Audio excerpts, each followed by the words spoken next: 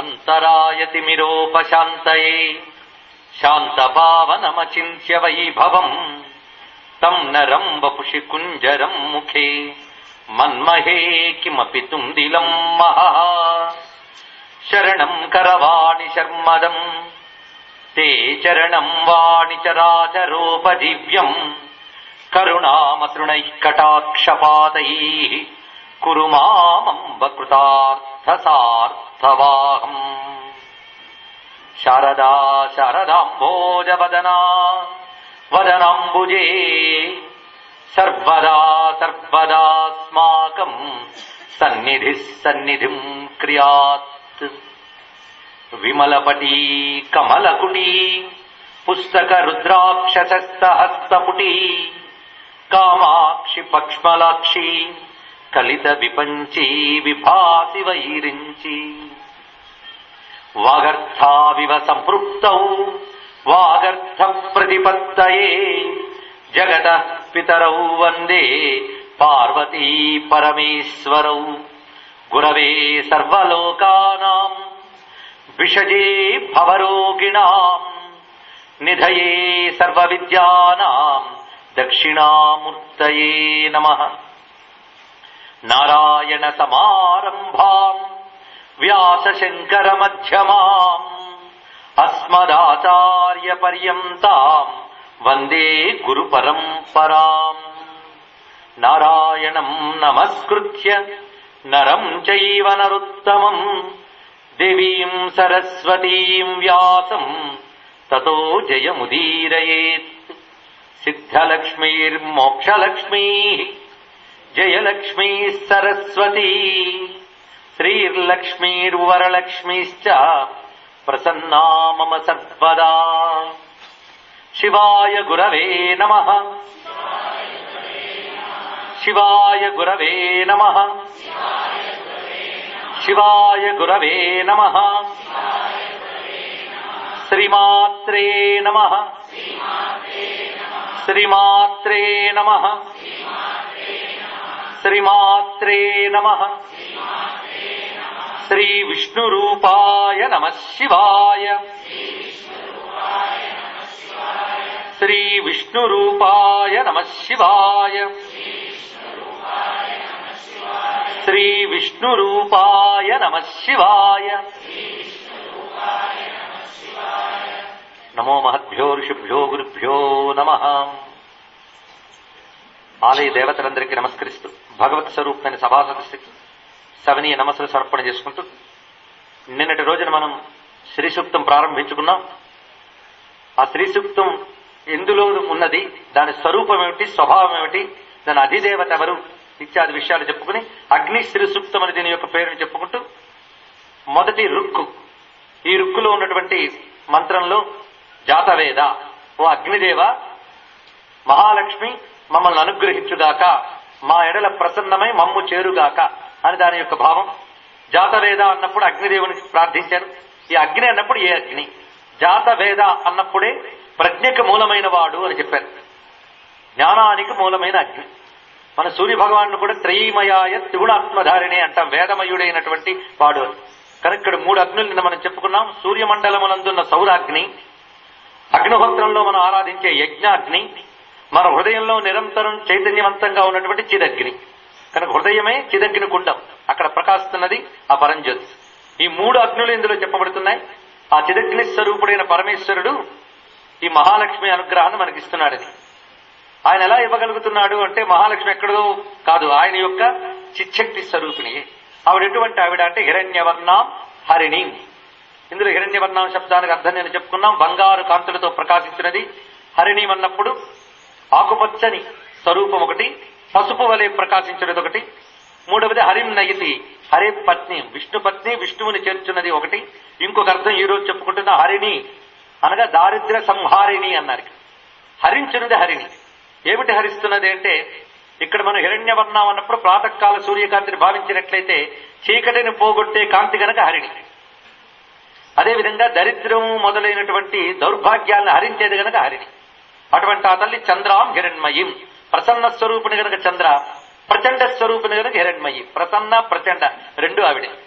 ప్రతాప రూపం హిరణ్మయం అనే మాటలో ఉన్నది. హిరణ్మయం మాట ఎక్కడొచ్చినా ప్రతాప స్వరూపాన్ని భావించాలి.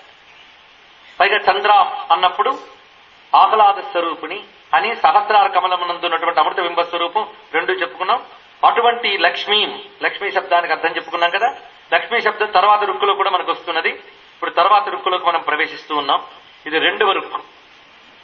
తాం ఆవహ జాతవేదో లక్ష్మీం అనపగామినీం యస్యాం హిరణ్యం విందేయం గామశ్వం పురుషాన్ అహం. ఈ మంత్రంలో మళ్ళీ అగ్నిదేవుణ్ణి జాతవేద అని ప్రార్థిస్తున్నారు. ఇందాక పూర్వంలో మేము ప్రస్తావించిన ఏ తల్లి ఉన్నదో ఆమెను, తాం అంటే ఆమెను, మా ఆవహ అంటే నా యందు ఆవహింపజేయు, నా కార్యసిద్ధికై అనుగ్రహింపజేయు అని అర్థం. ఎటువంటి తల్లిని అంటే పూర్వమంత్రంలో చెప్పిన లక్ష్మిని మళ్ళీ తెచ్చారు. లక్ష్మీం అనపగామినీం. ఆ లక్ష్మి ఎటువంటి లక్ష్మి? లక్ష్మి అనగా నేను చెప్పినవన్నీ గుర్తున్నాయి కదా. లక్ష్యతే లక్షయతి చూచునది చూపించున్నది ఒక అర్థము. అలాగే సృష్టిలో లక్షణవతి లక్ష్మి ఒకటే అర్థం చెప్పారు విద్యారణ్యుల వారు. లక్షణవతి లక్ష్మి అన్ని శుభలక్షణములు కలిగినది లక్ష్మి, ఇది ఒక అర్థం. సృష్టిలో ప్రతిదానిలో లక్షణ శక్తిగా ఉన్నది లక్ష్మి. ఆ తల్లి లక్షణ శక్తిగా లేకపోతే శోభ లేదు, ఏమీ లేదు జగత్తులో.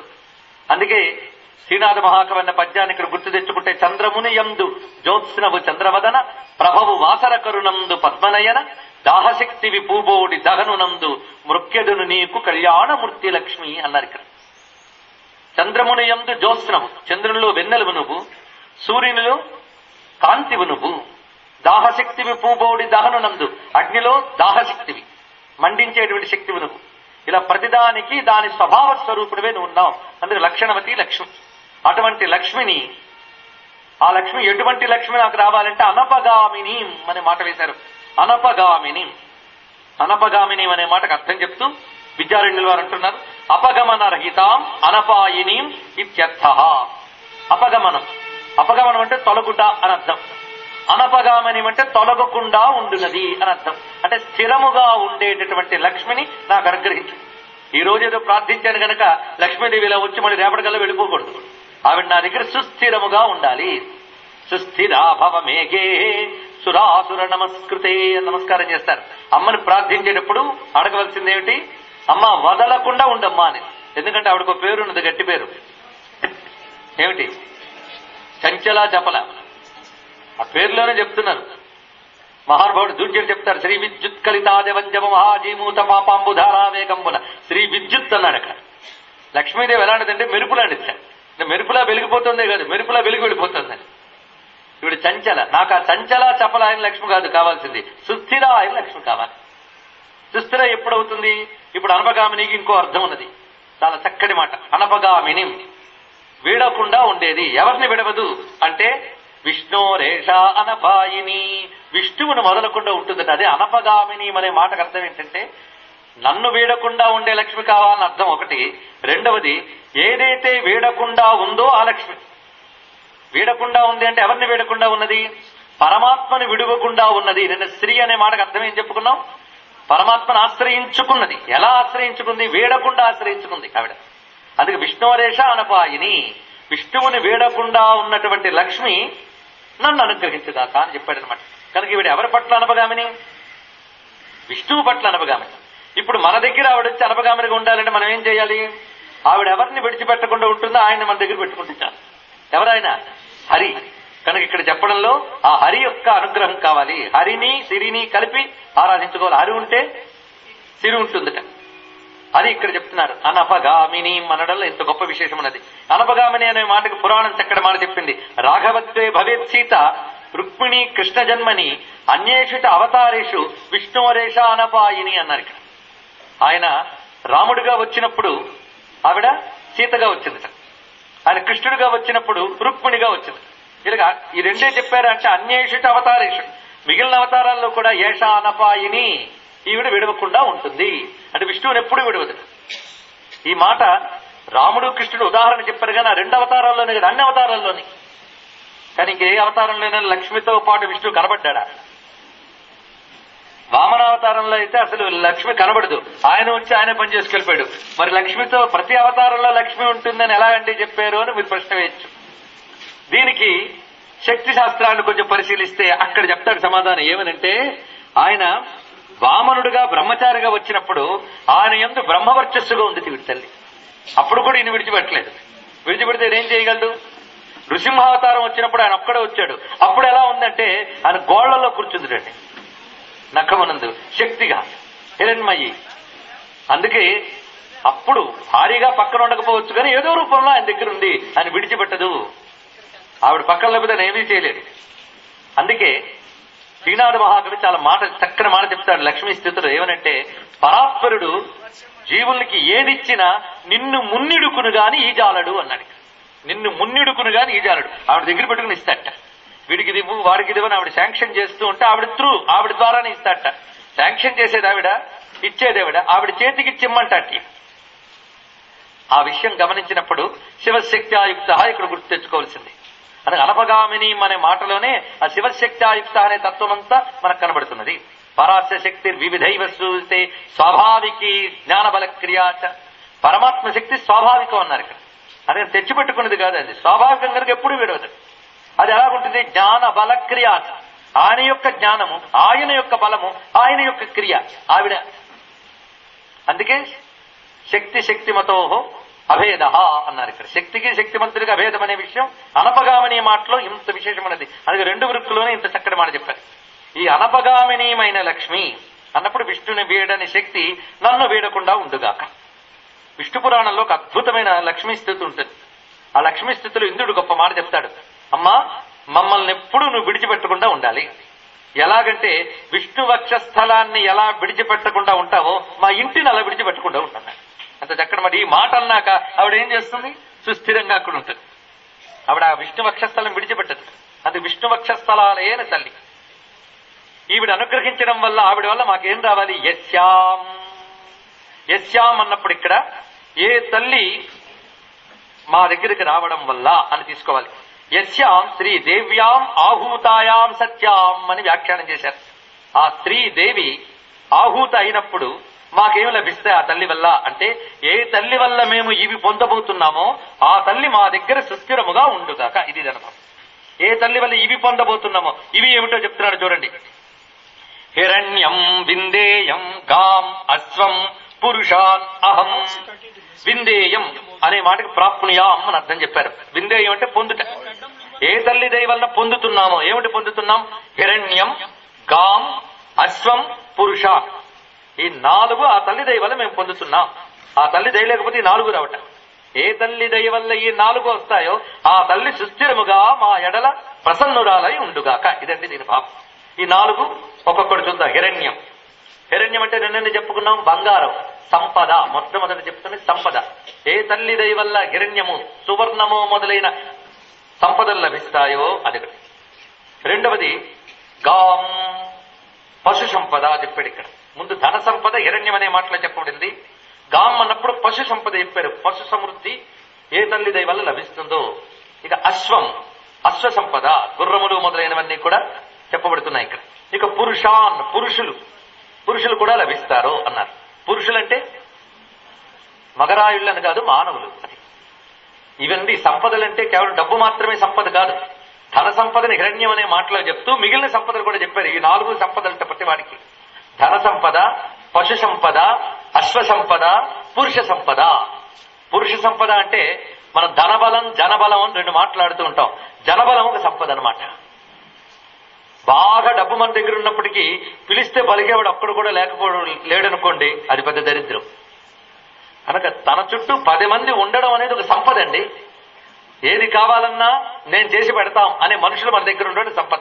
కనుక పురుష సంపద అంటే ఎవరెవరో చెప్తున్నాడు చూడండి. మనకు ముందు తల్లిదండ్రులు ముందు సంపద, అన్నదమ్ముల సంపద, స్నేహితుల సంపద, భార్యాభర్తల సంపద, పిల్లల సంపద, అలాగే దాసదాసీ జన్మ సంపద. మనం ఏది చెప్తే చేసేవాళ్ళ సంపద. మనం పిలిస్తే పలకడానికి 10 మంది ఉండడం అదొక సంపద. అందుకే చుట్టూ ఎవ్వడూ నన్ను పలకరించకుండా ఉంటే బాగుండు అనుకుంటే దరిద్రం అది. మన చుట్టూ ఉన్న మానవుల సంపదలు ఇది తెలుసుకోవాలి. మనం అంటాం ఈ మానవులతో పడలేకపోతున్నామండి. మరి నువ్వు మానవుడివేగా. సృష్టిలో దుఃఖం మానవుల వల్ల రావచ్చు కానీ మనం బ్రతకగలుగుతున్నది మానవుల వల్లే. కనుకనే మనుష్యులు ఒక సంపద. ఇది గుర్తుపెట్టుకోండి. మ్యాన్ పవర్ అని ఒక మాట ఉన్నది మనకి. మ్యాన్ పవర్ అదొక సంపద. బోల్డ్ అంతమంది జనాభా ఉన్నారండి అంటే దాన్ని సంపదగా ఎలా మార్చుకోవాలో తెలియగలగాల ప్రభుకి. సంపదగా మార్చుకోలేకపోతే అది దౌర్భాగ్యం, అంతే కదా. దేశం నిండా జనం, దేశం నిండా దరిద్రం అంటే అది దౌర్భాగ్యం అండి. ఇంత జనం ఉండి కూడా దరిద్రంగా ఎలా ఉండగలిగింది? జనంతో సంపదను ఎలా తెచ్చుకోగలగాలనేది తెలియగలగాలి. అలాగ జనం ఉపయోగకరంగా మారేటట్టు అమ్మను గ్రహించాలండి అది. అయితే ఇక్కడ అనడంలో విశేషం ఏంటంటే ఊరికిన మానవులు పెరగడమే కదా, మానవుల నాకు ఉపకారం జరగాలి. అంతేగాని వాళ్ళతో కలహాలు, వాళ్ళ వల్ల మరిన్ని అనర్థాలు కాకుండా నాకు ఉపకారం చేసేటటువంటి మానవులు కలుగ్గాక. పురుష అనే మాటకి ఇది అర్థం, పురుషులు మానవులు ఉండుగాక. ఈ మాట మనకి ఇంద్రకృత లక్ష్మీ స్థుతిలో కనబడుతుంది. ఆ స్థుతిని ఇక్కడ ప్రస్తావన చేసుకోవాలి. ఎందుకంటే ఆ స్థుతిలో ఒక్క వాక్యం విన్నా లక్ష్మీదేవి సంతోషించి వారిని వీడకుండా ఉంటుంది అని విష్ణు పురాణంలో చెప్పారు కనుక అందులో మాట చెప్తున్నా. మా శరీరం కళత్రంచ చడేధా సర్వపావని మా పుత్రాన్ మా సుహృద్వర్గాన్ మా పశూన్ మా విభూషణం చయేథా సర్వదేవ అని వర్ణిస్తారు.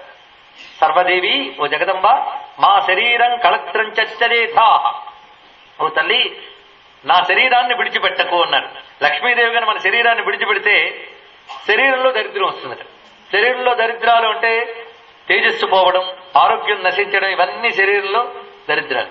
కానీ లక్ష్మీదేవి శరీరంలో ఉంటే శరీరానికి బలము, పుష్టి, ఆరోగ్యము ఇవన్నీ లభిస్తాయి. అందుకు పుష్టి తుష్టి అన్ని దేవి యొక్క రూపాలే కదా.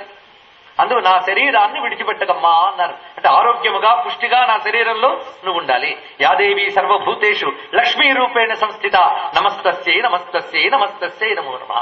సర్వభూత కోటి యందు లక్ష్మీ రూపంతో ఆవిడ ఉంటుంది. ఆవిడుంటేనే ఆ మొహం చూడబుద్ధిస్తుంది. వాడి మొహానికి ఒక శోభ, ఒక పుష్టి ఉన్నాయంటే ఆవిడ ఉండాలండి. అదే నా శరీరాన్ని విడిచిపెట్టకు, మా శరీరం జయేథాహ, నా శరీరాన్ని విడిచిపెట్టకు.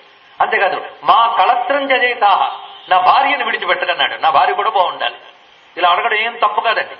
కొంతమంది అంటూ ఉంటారు అంతా వేదాంతం కావాలండి, ఈ కోరికలు ఇవేవి ఉండకూడదు, ఇది అంతా కర్మకాండ అంటారు. కానీ ఇంట్లో పిల్లాడికి జ్వరం పెరగగానే వాడికి లోపల మొదలవుతుంది భయం. కానీ ఎక్కడున్నావు, ఏం మాట్లాడుతున్నావు అని చూసుకోవాలి. ఇంద్రుడు తెలివి తక్కువవాడే ఈ కోరిక కోరుకోవడానికి. ఇది ఇంద్రకృత లక్ష్మీ స్థితి. ఇందులో విషయం ఏమిటి అంటే మన ప్రవృత్తి మార్గంలో ఉన్నప్పుడు ధార్మికమైన కోరికలు దోషము కాదు, తెలుసుకోండి. ధార్మికమైన కోరిక ఎప్పుడు దోషం కాదు. ధార్మికమైన కోరిక అమ్మ పుట్టిస్తుంది, ఒకవేళ లేకపోతే. ఆ కోరికే పుట్టకపోతే ప్రపంచమంతా దరిద్రం అయిపోతుంది. అందుకే ఆవిడ మన్మధుడికి తల్లి, కమలజు గన్న తల్లి, కాముని కన్న తల్లి, అమరుల గన్న తల్లి, ఆదిమ లక్ష్మి అన్నారు అన్నమాచార్య. ఆవిడ కమలజు గన్న తల్లి, సృష్టికర్తని కన్నది ఆవిడ. ఆవిడ సృష్టిని పెంపొందించింది ఆ తల్లి. అంతేకాదు సృష్టి జరగాలి అన్నప్పుడు ప్రతివాడు పని చేయాలి. పని చేయాలంటే ప్రేరేపించేది కోరిక. ఆ కోరిక అనేటువంటిది కూడా అమ్మ కలిగించిందిట. కనుకనే అది కూడా ఆవిడ, ఆ తల్లి కమలజు గన్న తల్లి, కాముని కన్న తల్లి అయింది. అందుకే కామాక్షి అంటే లక్ష్మీదేవి కూడా చెల్లుతుందండి. అది లక్ష్మి అనే నామంలోనే చూచే తల్లి అని వచ్చింది కదా. చూచే తల్లి అంటే కామాక్షి, మీనాక్షి, విశాలాక్షి ఆవిడే. అందుకే మహాలక్ష్మి మృడప్రియ నామం మనం లలితా శాస్త్రంలో చదువుకుంటున్నాం కదా, ఇక్కడ గుర్తు తెచ్చుకోండి.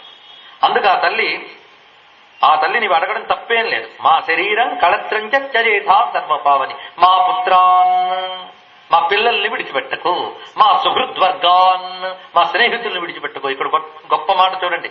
ఎవరైతే భగవంతుడిని పూజిస్తారో వాడికి స్నేహితుడిగా ఉండడం ఒక సౌభాగ్యం.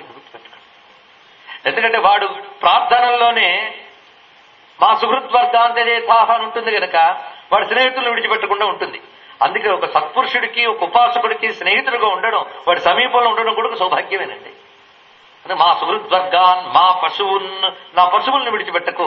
అమ్మ పశు సంపదలో ఉంటే ఆ పశువులు పుష్టిగా ఆరోగ్యంగా పాడినిస్తూ ఉంటాయి.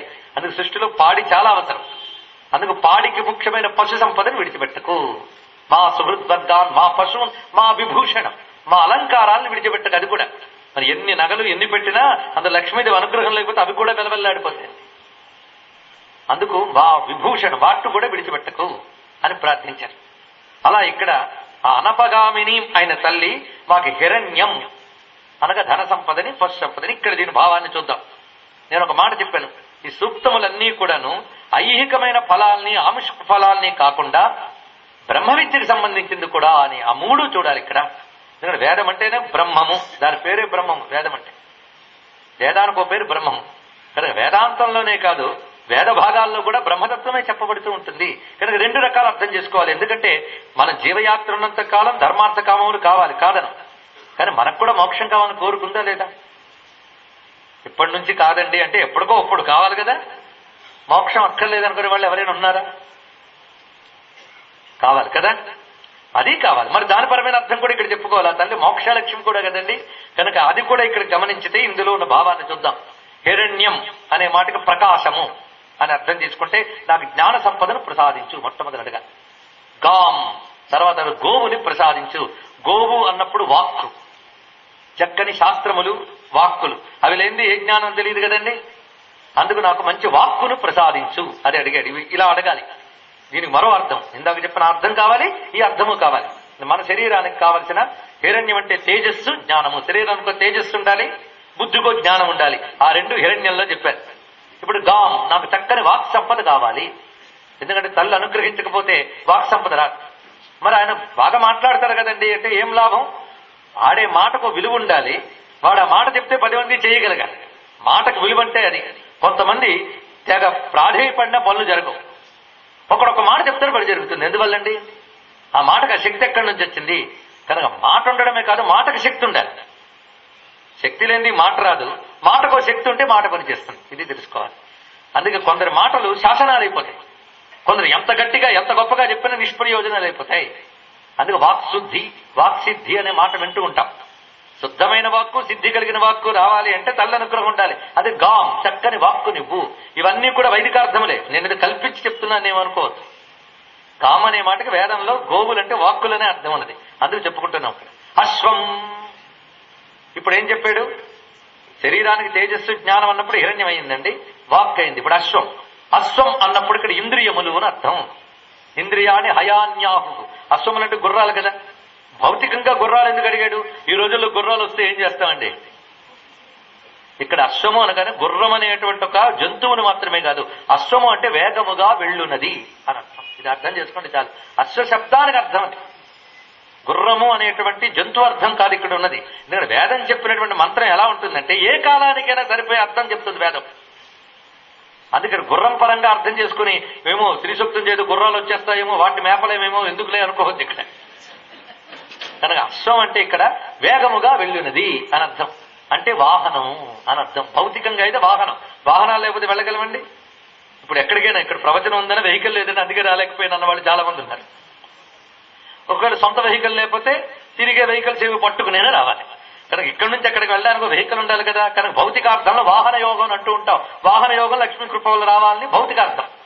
చాలా మంది ఇక్కడితేనే తృప్తి పడతారు, కానీ తృప్తి పడని వాళ్ళ కోసం ఈ అర్థం చాలా అవసరం. అశ్వం అంటే ఇంద్రియములు. ఇది ఇంద్రియములకు అశ్వములని ఉపనిషత్ పరిభాషలో ఉంది కనుక నాకు ఇంద్రియ శక్తిని ప్రసాదించు, ఇది అర్థం అనమాట. వాక్ శక్తితో పాటు ఇంద్రియ శక్తులు కావాలి. ఇంద్రియములన్నీ బాగా పనిచేయాలి. స్థిరైరంగైస్తుష్టు భాగం సస్తనోభి వ్యసేమ దేవహితం యదాయు. ఇక్కడ స్థిరైరంగై అని అడిగాడు.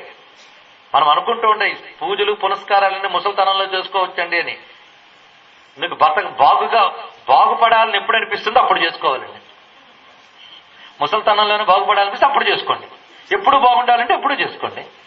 ఇక్కడ ముసలి వాళ్ళ కోరికల స్థిరైరంగై సృష్టివాసస్తనూభి, స్థిరమైన అంగములతో మేము దేవతల్ని ఆరాధింతుముగాక అని అడిగారు. ఇక్కడ మనకి స్థిరమైన పుష్టికరమైన ఇంద్రియాలు కావాలి కదా. కానీ ఇంద్రియ శక్తి ఆ తల్లి యొక్క అనుగ్రహం వల్ల వస్తుంది కదా. అశ్వం పురుషాన్ అనేటువంటి శబ్దానికి చాలా విశేషమైన అర్థాన్ని చెప్తున్నారు ఇక్కడ.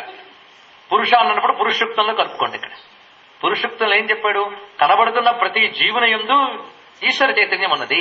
కనబడుతున్న ప్రతి జీవుని యందు ఈశ్వర చైతన్యాన్ని చూడగలిగేటటువంటి జ్ఞానము నివ్వమ్మా. ఇది చిట్ట చివరి దానికి అర్థం చెప్పుకోవాలి. కనుక ఈ 4 ఇవ్వు అనడానికి పారమార్థికమైన అర్థం ఇది. ఇందాక చెప్పింది ఐహికమైన అర్థం. రెండు మనకు కావలసినవే. ఈ రెండింటినీ కూడా ఇక్కడ భావిద్దాం. ఇలా విధంగా తాం మా ఆవహ జాతవేదో లక్ష్మీం అనపగామిని యస్యాం హిరణ్యం విందేయం గామశ్వం పురుషానం. ఇక్కడ పురుషాన్ శబ్దానికి చెప్పుకున్నాం కదా. పుత్రమిత్ర దాస భూతాన్ అనే మాటలు చెప్పారు ఇక్కడ. పుత్రులు మిత్రులు వీళ్ళందరూ సంపదండి. ప్రతిదీ సంపదే. పురుషులు కూడా సంపదలు. ఈ భావంతో చూడగలగాలి. ఇల్లు అన్నప్పుడు మనుషులందరూ ఉంటే కలకల్లాడుతూ ఉంటుంది. వాడొక్కడే మన సింగిల్ ఫ్యామిలీస్ వచ్చాయి చాలా. పడమటిగాళ్ళు తగిలి ఇక్కడ కూడా వచ్చాయి. సంపదలు కోల్పోతున్నాం. ఇద్దరు విడిగా బతుకుతూ ఉంటారు. ఎన్నో పెట్టుకుంటూ ఉంటారు డబ్బులు, కానీ అసలు సంపద ఉండదు. ధన సంపదే సంపద అనుకోవడం వల్ల మన సంస్కృతి చాలా పతనం అయిపోయింది. ఇది గుర్తుపెట్టుకోండి. సంపద అంటే ఏమిటనే దానికి శ్రీ సూక్తం ఇస్తున్న విస్తృతమైన అర్థాన్ని ఒక్కసారి పరిశీలించండి, సామాజికంగా పరిశీలించండి. ధనమే సంపద అనుకోవడం వల్ల కుటుంబాలు విచ్ఛిన్నాలైపోతున్నాయి. ఆఖరికి పిల్లల్ని సరిగ్గా చూడడానికి తీరికలు లేవు. ఎందుకంటే డబ్బు వేటలో పడి ఈ ఉన్న సంపదను సరిగ్గా కాపాడుకోలేక వాళ్ళని తీసుకుని ఎక్కడో పడేస్తాం. వాళ్ళది గుర్తుపెట్టుకుని వాళ్ళు పెద్ద అయ్యాక మనల్ని తీసుకుని ఎక్కడ పడేస్తాం. వాళ్ళు పడేయడానికి ఓల్డేజ్ ఏములు రెడీగా ఉంటాయి. ఇలాంటి ఏర్పడుతుంది మనకి పరిస్థితి. కానీ ఇవి కూడా సంపదలను గుర్తించినప్పుడు ఎలా ఉంటుందండి? నువ్వు బ్యాంకులో పెట్టుకున్న అకౌంట్తో పాటు నీ చుట్టూ ఉన్న స్నేహితులు, ఆత్మీయులు, పుత్రులు, మిత్రులు, మానవుల్ని సంపదగా చూడగలగడం అనే దృష్టి ఇచ్చింది. కనుక శ్రీ సూక్తం సంపద అంటే ఏమిటని విస్తారమైన అర్థం ఇచ్చింది. కనుక భౌతికార్థమే ఎంత గొప్పగా ఉందో చూడండి ఇక్కడ. అందుకే ఈ మంత్రంలో ఉన్నటువంటి భావాన్ని మనం చక్కగా అనుష్ఠానం చేసుకుని, ఇందులో చెప్పబడుతున్నటువంటి తల్లి ఎవరు అంటే రాజ్యలక్ష్మీదేవి చెప్పబడుతుంది. ఇక్కడ నుంచి వరుసగా 2 మంత్రాల్లో రాజ్యలక్ష్మి అనే పేరు వినుంటారు. రాజ్యలక్ష్మి కోశనాథ చతురంగ బలేశ్వరి. ఇప్పుడు ఆ చతురంగ బలేశ్వరి రాబోతోంది తర్వాత మంత్రాల్లో. రాజ్యలక్ష్మి చతురంగ బలోపేత ధనధాన్య సుఖేశ్వరీం అశ్వారూఢామహం వందే రాజ్యలక్ష్మీం హిరణ్మయీం. ఈ మంత్రంలో అధిదేవతని మంత్రశాస్త్రం చెప్తోందండి. ఈ మంత్రానికి ఉద్దేశించి ఎవరు అధిదేవతగా ఉన్నారంటే చతురంగ బలములతో ఉన్న ధన ధాన్య సుఖములకు ఈశ్వరుడు ఆవిడ. అటువంటి తల్లి అశ్వారూఢ అయిన తల్లి రాజ్యలక్ష్మి. ఆవిడ్ని ఇందులో నమస్కరిస్తున్నామని శాస్త్రం చెప్తున్నది మనకి. ఈ విధంగా 2వ సూక్తం ద్వారా వచ్చిన రాజ్యలక్ష్మిని 3వ రుక్కులో కూడా దర్శించబోతున్నాం. అద్భుతమైనటువంటి విషయాన్ని చెప్తున్నారు ఇక్కడ. అశ్వపూర్వాం రథమధ్యాం హస్తినాద ప్రబోధినీం శ్రియం దేవీముపప్పయే శ్రీర్మా దేవీర్జుషతాం శ్రీర్మా దేవీర్జుషతాం. ఈ 2 పాఠాలు మనకు కనబడుతున్నాయి. ఇందులో మనం గమనించినట్లయితే ఈ రాజ్యలక్ష్మి అనే తల్లిని వర్ణిస్తున్నారు. అశ్వపూర్వాం. ఇక్కడికి వచ్చేటప్పటికల్లా ఒక రాజ్యం కాపాడబడాలి అంటే ఆ రాజుకి సైన్యములు వగేరాలన్నీ ఉండాలి కదా. ఆ సైన్యాలకు బలం కావాలన్నా, రాజుకు ప్రతాపము విజయము కావాలన్నా ఆ ప్రతాప విజయ రూపంలో ఆ తల్లి ఉంటుంది. అందుకే రాజ్యలక్ష్మి చాలా ప్రధానం. ఎవరికి ప్రధానం? రాజులుగా. ఆ రాజ్యంలో ఉన్న వాళ్ళందరికీ ప్రధానం. ఎందుకంటే ఆ రాజ్యానికి ప్రొటెక్షన్ ఉంటేనే కదా మనకు ప్రొటెక్షన్. ఆ రాజు క్షేమంగా భద్రంగా సుస్థిరమైన పాలన ఇవ్వాలి అని నగరంలో ఉన్న దేశంలో ఉన్న వాళ్ళందరూ కోరుకోవాలి. నా రాజ్యం సుభిక్షంగా ఉండాలి. నా రాజ్యం అంటే నేను నివసిస్తున్న రాజ్యం, నన్ను పాలించేవాళ్ళు, వాళ్ళు విజయాన్ని సాధించాలి. తద్వారా రాజ్యానికి క్షేమం. అప్పుడు రాజుల విజయం కూడా వాళ్ళ కోసం కాదు, రాజ్యం యొక్క సుస్థిరత్వం కోసం. అందుకే ఈ రాజ్యలక్ష్మి భావన లక్ష్మి అష్టోత్తర శతనామాల్లో నృప వేష్మ గతానందాం వరలక్ష్మి వసుప్రదాం నామంలో కనపడుతుంది. నృప వేష్మ గతానందాం. వేష్మ అంటే ఇల్లు, నృప వేష్మ. నృప అంటే రాజులు. రాజుల ఇళ్లలో ఉంటూ ఆనందంగా విహరిస్తూ ఉంటుందిట. ఆవిడ ఉంటేనే ఆ రాజులకు కూడా శోభ. అందుకు ఇక్కడ చూపిస్తున్న తల్లి కేవలం మనకి ఐశ్వర్యాలు కురిపించే తల్లి మాత్రమే కాకుండా విజయాలనిచ్చేటువంటి విజయలక్ష్మి అని అంటామే, ఆ విజయలక్ష్మి స్వరూపం రాజ్యలక్ష్మి అంటే. కేవలం రాజులకు కాదు, మనకి కావాలి ఇవిడ. ఎందుకంటే మనకు కూడా మన రాజ్యాలు మనకుంటాయి, అంతే కదా. ప్రతివాడు వాడు ఒక పాలన చేస్తుంటే, పాలన అంటే మేనేజ్మెంట్ అండి. వాడికి వాడు ఒక ఇంటినైనా మేనేజ్ చేసుకోవాలి, వాడు వర్క్నైనా మేనేజ్ చేసుకోవాలి. ఇప్పుడు మేనేజ్మెంట్ నానా రకాల కోర్సులుగా వస్తుంది. Work management, house management, family management, చాలా ఉన్నాయి. ఆఖరికి లైఫ్ మేనేజ్మెంట్ అన్నిటికంటే పెద్దది. ఈ మేనేజ్మెంట్ స్కిల్స్ లో మనకు కావాల్సినవన్నీ కూడా ప్రొటెక్షన్. మనం తెచ్చుకున్న డబ్బునైనా మనం భద్రంగా దాచుకోవాలి, లేదా అప్పుడు మనం క్షత్రియులమైపోయాం. క్షతాత్రాయితే ఇది క్షత్రియ. దెబ్బ తగలకుండా కాపాడేవాడు క్షత్రియుడండి. క్షత్రియ శబ్దానికి అర్థం ఏంటి? క్షతం అంటే దెబ్బ. క్షతాత్ త్రాయతే ఇది క్షత్రియ. దెబ్బ తగలకుండా కాపాడేవాడు క్షత్రియుడు. ఎవడో కాపాడుతాయండి, మనకు మనం దెబ్బ తగలకుండా కాపాడుకుంటామా లేదా? కనుక మనలో క్షత్రియత్వం ఉందా లేదా? కనుక మనలో ఉన్నటువంటి ఆ క్షాత్రాన్ని మనం కాపాడుకోవాలి. ఇది బ్రహ్మ విద్యాపరంగా కూడా చెప్పుకోవచ్చు. అజ్ఞానపు దెబ్బ తగలకుండా మనల్ని మనం కాపాడుకోవడం కూడా అవసరమే, దానికి కూడా అవసరం కదా. కనుక ఇక్కడ ఈ రాజ్యలక్ష్మి అందరికీ కావాలి. కనుకనే ఇందులో చెప్తున్న తల్లి ఎలా ఉందో చూడండి. అశ్వపూర్వం. ఆ శోభను ముందు గుర్రాలు ఉన్నాయట. రథ మధ్యాం చతురంగ బలేశ్వరి అన్నారు కదా, దాన్ని చూడాలి. రథ మధ్యాం, మధ్యలో రథములు ఉన్నాయట. ముందు గుర్రములు, మధ్యలో రథము. హస్తినాద ప్రబోధిని, ఏనుగు యొక్క నాదముతో మేల్కొనున్నది. లేదా ఏనుగు యొక్క నాదముతో మేల్కొలుపునది అని అర్థం. మీరు ఎప్పుడైనా శ్రీరంగ క్షేత్రానికి వెళ్ళి ఉంటారు. శ్రీరంగ క్షేత్రంలో సుప్రభాత సమయంలో మీరు దర్శిస్తే ప్రాతకాలంలో సూర్యోదయం కూడా అప్పుడు జరగదు, తెల్లవారుజాము సమయం. ఆ సమయంలో స్వామి యొక్క మందిర ద్వారాలు తెరవక ముందు ఒక గజాన్ని, గోవుని వీటిని పెడతారు. ఇవన్నీ లక్ష్మీ చిహ్నములు. గోవు, గజము, అశ్వము, ఈ 3 ఐశ్వర్య స్వరూపాలు గుర్తుపెట్టుకోండి. మీరు కేరళ ప్రాంతానికి వెళ్ళి చూసినట్లయితే అక్కడ గోవుల్ని విశేషంగా, గజాలని విశేషంగా పెడతారు, ఏనుగు ముఖాలు పెడతారు, ఇవన్నీ కూడా. కానీ ఏనుగు ఒకటి, ఆవు ఒకటి, అశ్వం ఒకటి, ఈ 3 లక్ష్మీ స్వరూపాలుగా మనం భావిస్తాం. గోవు, అశ్వము, గజము, ఈ 3 దివ్య జంతువులు, దేవతా విభూతి కలిగినటువంటి జంతువులుగా భావిస్తాం మనం. అందుకే అక్కడ హస్తినాదం ముందు చేస్తారు, ఏనుగు నాదం చేయడం. ఇప్పటికీ మన హైందవ దేవాలయాల్లో ఏనుగుల్ని ఆలయ ఏనుగులు అని కొన్ని పెడుతూ ఉంటారు. ఆ ఏనుగుల కథలు కూడా చిత్రంగా ఉంటాయి మనకి. గురువాయూరులో కృష్ణస్వామి దగ్గర కృష్ణ భక్తురాలు ఏనుగుందిట, వాటికో చరిత్ర ఉంది. అలాంటి ఆ గజములు, ఆ దివ్యమైన గజముల యొక్క నాదముతో ఇప్పుడు మేల్కొంటుంది. అంటే రాజుల్ని మేల్కొల్పడం ఒక మంచి పద్ధతి. అక్కడ రాజరాజైన రంగరాజుని మేల్కొల్పేటప్పుడు ఏనుగులు వచ్చి నాదం చేస్తాయి. ఆ నాదం అయిన తర్వాత ద్వారాలు తెలుస్తారట. ఎందుకంటే రాజు అయిన వాడికి మేల్కొల్పడం ఒక పద్ధతి. పొద్దునే ఆ మేల్కొలేటప్పుడు పరమ మంగళకరమైనటువంటి గజనాదం వినాలి, ఆ గోవు యొక్క ఉనికి ఉండాలి అక్కడ. అప్పుడు రాజుకు ఆ మేల్కొలుపు శుభంకరంగా ఉంటుంది, ఆ రోజంతా శుభంగా ఉంటుంది. రాజుకు శుభంగా ఉంటే రాజ్యానికి శుభంగా ఉంటుంది. ఈ భావన మన పెద్దవాళ్ళకు ఉండి ఆ రాజుని మేల్కొలిపేటప్పుడు పనిచేశారు. ఒక పరగణా రాజుకి ఇంత హడావిడి ఉంటే జగజ్జననైన మహారాణ్ణి మేల్కొలిపేటప్పుడు ఆ వైకుంఠంలో ఏ దివ్య గజములు నాదం చేస్తాయి మనకేం తెలుసు? హస్తినాద ప్రబోధిని. హస్తినాదంతా ఆవిడ మేల్కొంటుందిట. అంతేకాదు, హస్తినాద ప్రబోధిని అనేవాడు మరొకర్థం ఏంటంటే హస్తినాదముతో మేల్కొలుపునది అని కూడా అర్థం చెప్పారు. సంస్కృత భాషలో 2 రకాలుగా చెప్పుకోవచ్చు. వ్యుత్పత్తి అంత చిత్రంగా ఉంటుంది భాష యొక్క గొప్పతనం. అందుకే హస్తినాదంతో మేల్కొంటుంది, హస్తినాదంతో మనల్ని మేల్కొలుపుతుంది. ఆ జగజ్జన్ మనల్ని ఆవిడ మేల్కొలిపితే గానీ మనకు తెలివి రాదండి. మేల్కొల్పడం అంటే ఉపన్యాసాల్లో నిద్రపోతున్న వాడిని పక్కవాడు లేపడం కాదు. మేల్కొల్పడం అంటే అజ్ఞాన పరిద్ధి నుండి మేల్కొల్పున్నది. దేంతో మేల్కొల్పుతుంది? హస్తినాదంతో మేల్కొల్పుతుంది. హస్తినాదం అంటే జాగ్రత్తగా చూద్దాం.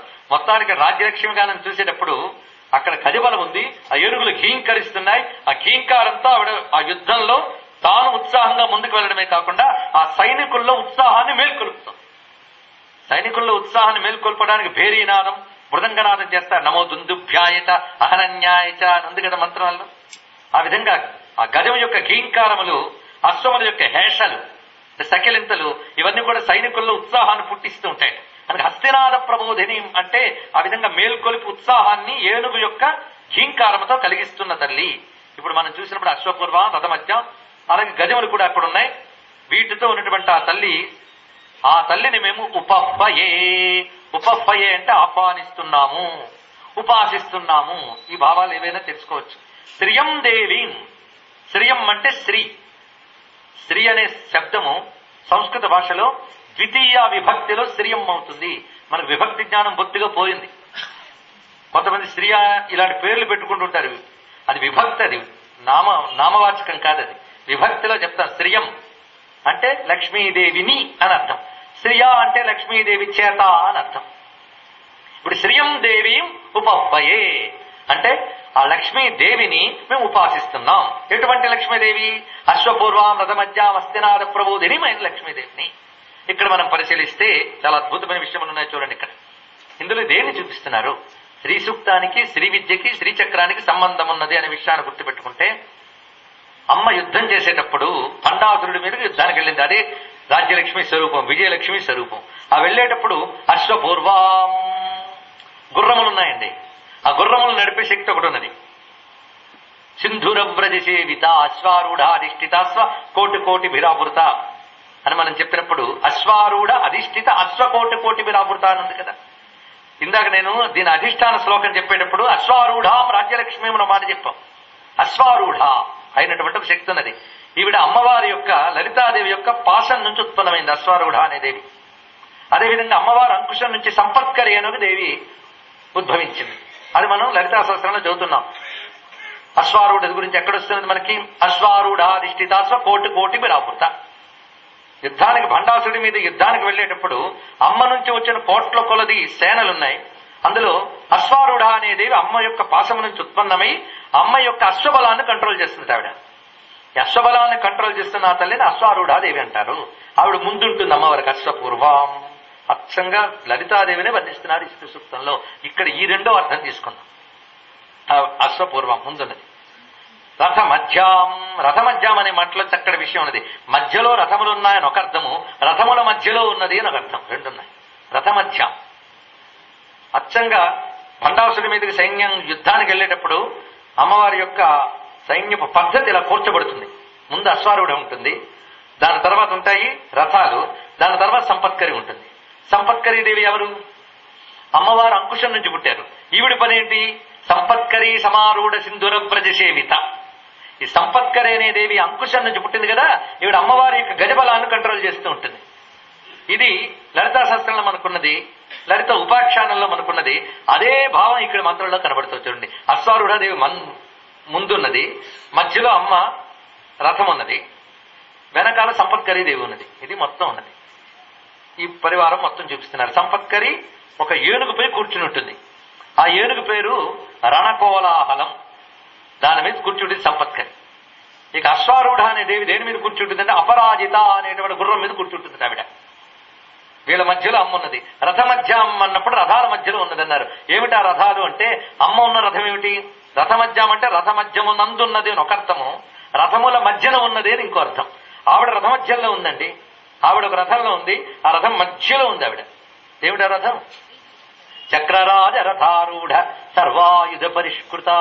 చక్రరాజ రథం ఆవిడది. చక్రరాజ రథం అంటే శ్రీచక్రమే. ఆవిడ శ్రీచక్ర రథంలో కూర్చుంది. ఆవిడ కూర్చున్నప్పుడు ఎక్కడుంది? ఆవిడ మధ్యాం బైందవాసన బిందువులో కూర్చుంది ఆవిడ. మొత్తం శ్రీచక్రంలో ఆ బిందు స్థానంలో ఉంది. ఇది రథమధ్యాం అంటే. పైగా రథముల మధ్యలో ఉన్నది. ఈ శ్రీచక్రం ఎక్కడున్నది? రెండు రథాల మధ్యలో ఉన్నది. ఆ రెండు రథాలు ఏమిటి? గేయ చక్ర రథారూఢ మంత్రిణీ పరిసేవిత. గేయ చక్రధారుడ మంత్రిణీ పరిసేవిత, కిరిచక్రధారుడ దండనాథ పురస్కృత. రెండు రథాలు వచ్చాయి. గేయ చక్రము, కిరి చక్రం. కిరి అంటే వరాహములు, వరాహములు నడుపుతున్నటువంటి చక్రం. ఆ చక్రం వారాహి చక్రం. అది అమ్మవారికి ఎడం చేతి వైపు ఉన్నది. కుడి చేతి వైపు ఉన్నది గేయ చక్రం, నాద చక్రం. అది శ్యామలాదేవి అవి ఉన్నది. ఈ రెండు రథముల మధ్యలో ఆవిడుంది. ముందు ఎవరున్నారు? అశ్వారూఢ ఉంది. వెనక ఎవరున్నారు? సంపత్కర్ ఉంది. ఇది మెయిన్ ఫోర్స్ అండి లలితాదేవి యుద్ధంలో. కనుక అశ్వారూఢ ముందు అశ్వబలాన్ని కంట్రోల్ చేస్తూ గుర్రములతో ఆవిడున్నది. ఆ వెనకాల రెండు రథాల మధ్యలో ఈవిడున్నది. ఆ తర్వాత ఏనుగులు గుంపులు గుంపులుగా ఉన్నాయి. అవి నాదాలు చేస్తున్నాయి. ఊరకనే కూర్చో తొండాలెత్తి నాదాలు చేస్తూ ఉంటే వాటి మధ్యలో సంపత్కరి ఉన్నది. మొత్తం ఈ స్త్రీ స్వరూపం అంతా ఇక్కడ చెప్పారు. అశ్వపూర్వం రథ మధ్యాం హస్తినాద ప్రబోధిని అన్నప్పుడు ఆ శ్రీచక్రాధిదేవత అయినటువంటి తల్లి నన్ను అనుగ్రహించుదాకా. ఇది అక్కడ ఏం చెప్పారు, ఇక్కడ అదే చెప్పారు. కనుక శ్రీ సూక్తం, శ్రీమాత అయిన లలితాదేవి తత్వం ఒక్కటే ఇప్పుడు తెలుస్తుంది, స్పష్టమైపోతుంది కదా. లేకపోతే ఈ శబ్దములు ఏమిటండి? ఇక్కడ ఈ శబ్దాలు ఎందుకు వాడారు, అక్కడ ఆ శబ్దాలు ఎందుకు వాడారు అంటే రెండింటికి సమన్వయం చేసుకోవాల్సింది అని చెప్పారు అన్నమాట. ఇందులో ఉన్న భావాల్ని జాగ్రత్తగా మళ్ళీ తాత్వికంగా కూడా పరిశీలించారు కదా. ఇందులో రథమధ్యాం ఈ శబ్దములన్నీ మన ఉపనిషత్ పరిభాషలో చూస్తే మన శరీరాన్ని తీసుకోవాలి. ఇక్కడ ఇందులో చెప్తున్న విషయములు అంత దివ్యమైన యోగ రహస్యాలు ఉన్నాయో ఇవేవో నేను తీసుకొచ్చి ఇక్కడ కలబోసి చెప్తున్నాను అనుకోవద్దు. ఇందులో ఋషులు దీన్ని నిక్షిప్తం చేశారు. వాళ్ళకి అలా దర్శనం ఇచ్చింది ఆ తల్లి. వాళ్ళ శబ్దాలు యథాతథంగా ఇక్కడ పలికారు. వాళ్ళని తయారు చేశారు. ఇది ఈ మంత్రములను అమ్మ రూపాలు, ఎవరు రాయలేదు దీన్ని. కనుక ఇందులో అన్ని ఉన్నాయి. ఇందులో యోగపరమైన రహస్యాన్ని చెప్పడానికి ప్రయత్నిస్తాను. అర్థం చేసుకునే ప్రయత్నం అందరం కలిసి చేసుకుందాం. అశ్వపూర్వం ముందు కనబడే అశ్వములు. పూర్వం అంటే ముందు భాగాన్ని పూర్వం అంటారు. ప్రతి వాళ్ళకి మొదటి కదిలేది అంటే ఇంద్రియాలు. ఇంద్రియాలే బయటకు ప్రసరిస్తూ ఉంటాయి. ఇంద్రియములు ప్రసరిస్తూ ఉంటాయి. చూపు ఎక్కడికైనా వెళుతుంది, చెవి ఎక్కడికైనా గ్రహిస్తుంది. కానీ బయటకు వెళ్ళేవేంటి? ఇంద్రియ శక్తులు. అర్థమైంది కదా? ఇంద్రియ శక్తులు. చూపు అన్నాం కానీ కన్నులే. కన్ను ద్వారా చూపు అనబడేటువంటి ఇంద్రియం పనిచేస్తుంది. ఇలా వెళ్తున్నాయి కదా. కనుక ముందు కనబడేవి ఇంద్రియములు. ఎప్పటికైనా ముందు అవే, మనకైనా బయట వాళ్ళకైనా. ఇవి అశ్వపూర్వం. ఈ ఇంద్రియములన్నీ దేనిలో ఉన్నాయి? శరీరంలో ఉన్నాయి. శరీరాన్ని ఏమంటుంది శాస్త్రం? అశ్వాలన్నీ పూంచిందే రథం, అంతే కదండి. గుర్రములు పూంచి ఇంద్రియాన్ని హర్యాన్యాకు, పైగా శరీరం రథముచ్యతే శాస్త్రం చెప్తున్నది. కనుక రథ మధ్యం శరీరం. ఈ శరీరం మధ్యలో ఉంది ఆవిడ. అది ఇక్కడ చెప్తున్నారు. ఈ ఇంద్రియములన్నిటినీ నడిపించేటటువంటి శక్తి శరీర మధ్యములో ఉంది. ఇక్కడ చూడండి, ఈ మాట మీకు సరిగ్గా అర్థం కావాలంటే భగవద్గీతలో పరిగెత్తాలి. ఈశ్వర సర్వభూతేషు హృద్దేశే అర్జున తిష్టతి భ్రామయన్ సర్వభూతాని యంత్రారూఢాని మాయయా అన్నాడు. ఇక్కడ సర్వభూతాని అంటే ఉన్నటువంటి ఇంద్రియములన్నిటి కదిలిస్తున్నాడు. కదులుతున్న ఇంద్రియాలన్నిటి కదిలిస్తున్నవాడు ఎక్కడున్నాడు? హృద్దేశే, హృదయంలో ఉన్నాడు. హృదయం ఎక్కడుంది? శరీర మధ్యంలో ఉంది, అంటే రథ మధ్యంలో ఉంది. రథ మధ్యంలో హృదయంలో ప్రకాశిస్తున్న చిత్ స్వరూపుడైన ఆ తల్లి. కానీ గుర్రాల లాంటి ఇంద్రియాలు కదులుతున్నాయంటే రథ మధ్యంలో కూర్చున్న ఆవిడ్ని తెలుసుకో. ఆవిడ్ని అమ్మా అన్నప్పుడు లక్ష్మి అయింది, ఆవిడ్నే మీరు అయ్యా అనుకున్నా పర్వాలేదు, ఏం బాధ లేదు. మొత్తం మీద హృదయ మధ్యంలో ఉన్న ఈశ్వరి కావచ్చు, ఈశ్వరుడు కావచ్చు. ఆ రథ మధ్యంలో ఉన్న వాడిని చూసావా, మరి జన్మ లేదన్నారు. ఇక్కడ శాస్త్రం చెప్పింది, రథస్థం వామనం దృష్ట్వా పునర్జన్మ నవిద్యతే అన్నాడు. రథ మధ్యంలో ఉన్న వామనుడిని చూస్తే, వామనుడు అంటే సూక్ష్మమైన వాడు, పొట్టివాడు. పొట్టివాడు అంటే సూక్ష్ముడు, అణోరణీయ అని చెప్పినట్టుగా అత్యంత సూక్ష్మ స్వరూపమే రథమధ్యాం అని. ఇటువంటి రథమధ్యామైనటువంటి ఆత్మస్వరూపుడు ఉంది అని తెలుసా మనకి? తెలుసండి, పుస్తకాల్లో చదివాం, ఇలాంటి వాళ్ళు చెప్తే విన్నాం.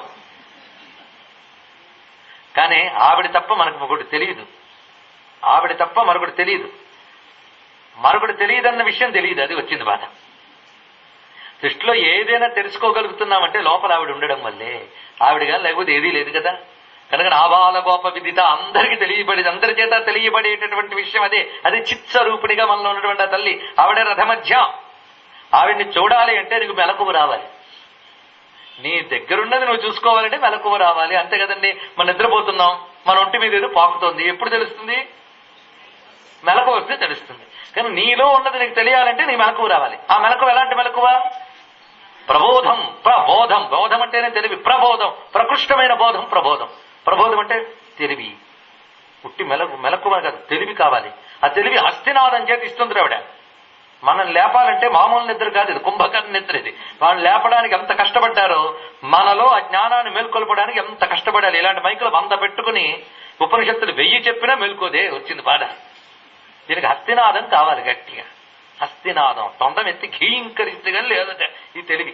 కనుక ఈ లోపలున్న తల్లి మేల్కొనాలి అంటే, లోపలున్న తల్లి మేల్కొనడం అంటే ఆవిడెప్పుడూ జాగరణ స్వరూపమే. ఆవిడని నువ్వు తెలుసుకోవాలంటే ఇది అర్థం, ఆవిడ గుర్తించాలంటే ఇది జ్ఞానపరంగాను యోగపరంగా 2 చెప్పుకుంటాం. హస్తినాదం జరగాలి, ఘీంకరించి చేసే నాదం కావాలి. ఇక్కడ పరిశీలిస్తే హస్తినాదము అనగా ఏనుగు మొహం, ఏనుగువాడు. అంతేగా నాదం, తొండం అనేది ఏనుగు మొహం నుంచే ఉంది కదా, అది కావాలి. ఏనుగు మొహం వాడు ఎవడండి? వాడి ప్లేస్మెంట్ ఏంటి మన శరీరంలో? మూలాధార క్షేత్ర స్థితం. అక్కడ వాడు నాదం చేయాలి మేల్కొలిపి. అంటే మూలాధారంలో ఉన్న కుండలిని రూపశక్తి జాగృతి చూపిస్తున్నాడు ఇక్కడ. అది జాగృతి జరగాలి, అప్పుడు నీకు పరతత్వ ప్రాప్తి లభిస్తున్నది. ఈ మాట త్యాగరాజస్వామి వారు అన్నారు. మూలాధారజ నాద మెరుగుటే ముదమగు మోక్షమురా అన్నారు ఇక్కడ. మోక్షము కలదా భువిలో జీవన్ముక్తులు కానివారలకు. మూలాధారజ నాద మెరుగుటే ముదమగు మోక్షమురా, హస్తినాద ప్రబోధంట. ఇది ఎప్పుడు తెలుస్తుందో తెలుసా? ఇక్కడ ఎంత రహస్యం ఉందో చూడండి. మన గ్రంథములున్నాయి పైన అర్థాలు చేసుకుని ఏదో భక్తి మార్గంలోకో కర్మ మార్గంలోకో పడిపోవడానికి కాదు. తీస్తూ ఉంటే ఎన్ని రహస్యాలు, సృష్టి రహస్యాలు కనబడతాయి. కానీ హస్తినాద ప్రబోధిని అనే మాట చాలా జాగ్రత్తగా పట్టుకోవాల్సిన గొప్ప విషయం ఇది. హస్తినాదం, నాదం అన్నప్పుడు మీకు తెలుస్తుంది కదా శబ్దస్వరూపం. మనకి నాదము 7 స్వరాలుగా విశ్వంలో వ్యాపించింది. 7 స్వరాలు. సృష్టిలో ఏ సౌండ్ తీసుకున్నా 7 ఏదో ఒక దానిలో ఫిక్స్ అయిపోయి ఉంటాయి. మంత్ర మధ్యమ తార స్థాయిల్లో ఏదో స్వరంలో ఫిక్స్ అయిపోయి ఉంటాయి. ఏదైనా ఏ సౌండ్ అయినా ఒక నోట్తో ఉంటుంది. నోట్ అంటే స్వరం. స్వరాలు ఎన్ని? 7 కదా. ప్రాణానల సంయోగముచే ప్రణవనాదము 7 స్వరముల ఈవరిగే అన్నాడు కదా మహానుభావుడు. కనుక ఈ 7 స్వరాల్లో సరిగమ పదని కదా 7 స్వరములు. ఒక్కొక్క దానికి ఒక్కొక్క పేరుంది. షడ్జమ, ఋషభ, మధ్యమ, గాంధర్వ ఇత్యాది పేర్లు చిట్ట చివరికి నిషాద. ఒక్కొక్క స్వరం ఒక్కొక్క జంతువులో గట్టిగా పలుకుతుంది. అలాగే ఏ జంతువు నుంచి ఏ స్వరం ఉందో కూడా శాస్త్రంలో, సంగీత శాస్త్రంలో చెప్పారు. ఋషభం అంటే వృషభం యొక్క నాదంలో ఉంటుంది కదా ఋషభ స్వరం. అలాగే నెమలి యొక్క కేకాధ్వనిలో షడ్జమం అన్నారు. ఇలా ఒక్కొక్క దానిలో ఒక్కొక్క ధ్వని చూపించారు. నిషాదం అనేది అన్నిటికన్నా పై ఇది. నిషాదం ఇది ఏనుగు యొక్క ఘీంకారంలో ఉంటుందిట. ఇది రహస్యం. నిషాదం అనేది ఏనుగు ఘీంకారంలో ఉంటుంది అని. ఈ సరిగమ పదని అనే సప్త స్వరాలకి, సూర్యుడిలో ఉన్నటువంటి సప్త వర్ణాలకి, కాలంలో ఉన్న 7 రోజులకి, మన శరీరంలో ఉన్న 7 చక్రాలకి లింక్ ఉంది, ఒప్పుకున్నా లేకపోయినా. మనలో ఆ తల్లి కుండలిని రూపంగా ఉందా లేదా? మనం ఒప్పుకున్నా ఒప్పుకోకపోయినా ఉంటుంది. కొందరు పసిపిల్లలకి గుండెకాయ ఉన్నట్టే తెలియదు. వాడికి తెలియకపోయినా, వాడు ఎప్పుడో చదువుకుని హార్ట్, దాన్ని అనలైజేషన్ నేర్చుకున్నాక హార్ట్ అంటే ఏమిటో తెలుస్తుంది. తెలిసే వరకు గుండె లేకుండా ఉందా? అది అక్కడ ఉంది, వాడు అప్పుడు తెలుసుకున్నాడు. అక్కడ అర్థమైంది కదా. అదేవిధంగా కుండలిని అంటే ఇదేదో మన సబ్జెక్ట్ కాదు కండి అన్నది అది ఉంది మనలో. ఏం చేస్తాం? అంటే ప్రతి వాళ్ళు ఉంటుంది. కుండలిని ఉంటేనే మనం ఉన్నాం. అది నిద్రాణమైంది, మేల్కొనలేదు, అది వచ్చింది. ప్రబోధిని కాలేదు, అది కుండలిని ఉన్నది అక్కడ. ప్రబోధిని కావాలి. ప్రబోధిని అయిన కుండలినే అమ్మ, అది మనం చూడాలి కదా. ఈ ప్రబోధిని అయినప్పుడు ఈ ఒక్కొక్క మూలాధారం నుంచి 7 స్థానములు మనకున్నాయి కదా, సహస్రారం వరకు. ఒక్కొక్క దానిలో ఒక్కొక్క స్వరం యొక్క స్థానం ఉంది. అందుకే సంగీతాన్ని సరిగ్గా సాధన చేస్తే అది మోక్ష ప్రాప్తికి హేతువైపోతుంది. హస్తినాద ప్రబోధిని అంటే ఈ కుండలిని ధ్వని 7వదైన నిషాదమునందు ధ్వనించినప్పుడు మోక్ష ప్రాప్తి. అది దీన్ని మోక్ష శాస్త్రమే అంగీకరిస్తుంది. యోగ శాస్త్రం, వేదాంత శాస్త్రం అంగీకరించదని కొందరు అనుకుంటారు. కానీ శంకర భగవత్పాదుల వారు యోగతారావిలు రచించారు. ఆయన ప్రబోధ సుధాకరం అనే గ్రంథంలో నాదానుసంధానం అని ఒక అద్భుతమైనటువంటి అధ్యాయం రాశారు. అందులో చెప్తారు, ఇంకా మోక్షం లభిస్తుంది అనగా జీవుడికి ఒక దివ్యనాదం వినబడుతుంది అన్నాడు. ఇక్కడ నాదానుసంధానం అది ఎలా ఉంటుందంటే, ఎలా ఉంటుందో నువ్వు చెప్పలేవు అన్నాడు. ఇక్కడ వేణువులా ఉంటుందా, వీణలా ఉంటుందా, లేకపోతే గిటార్లా ఉంటుందా, ఫ్లూట్లా ఉంటుంది, ఇలా ఇవేం లేదు చెప్పలేవు. చెప్తే అది మళ్ళీ లౌకికం అయిపోయింది. ఇలా వినగలిగే నాదమా కాదు, దాని పేరు అనాహతం. బయట వినబడేది ఆహతం. ఈ అనాహత నాదాన్ని వినగలిగితే అక్కడ ఒక నాదం వినబడుతుందిట. ఆ నాదంతో అనుసంధానం జరిగితే నాద మధ్యలో ఒక జ్యోతి కనబడుతుందిట. ఆ జ్యోతి కనబడితే నా పునర్భవాయ వాడి మరి పుట్టడు అన్నాడు. ఆ నాదాంత మధ్య జ్యోతి ఏదో అదే పరంజ్యోతి, పరమాత్మ. అది గ్రహించగలగాలి.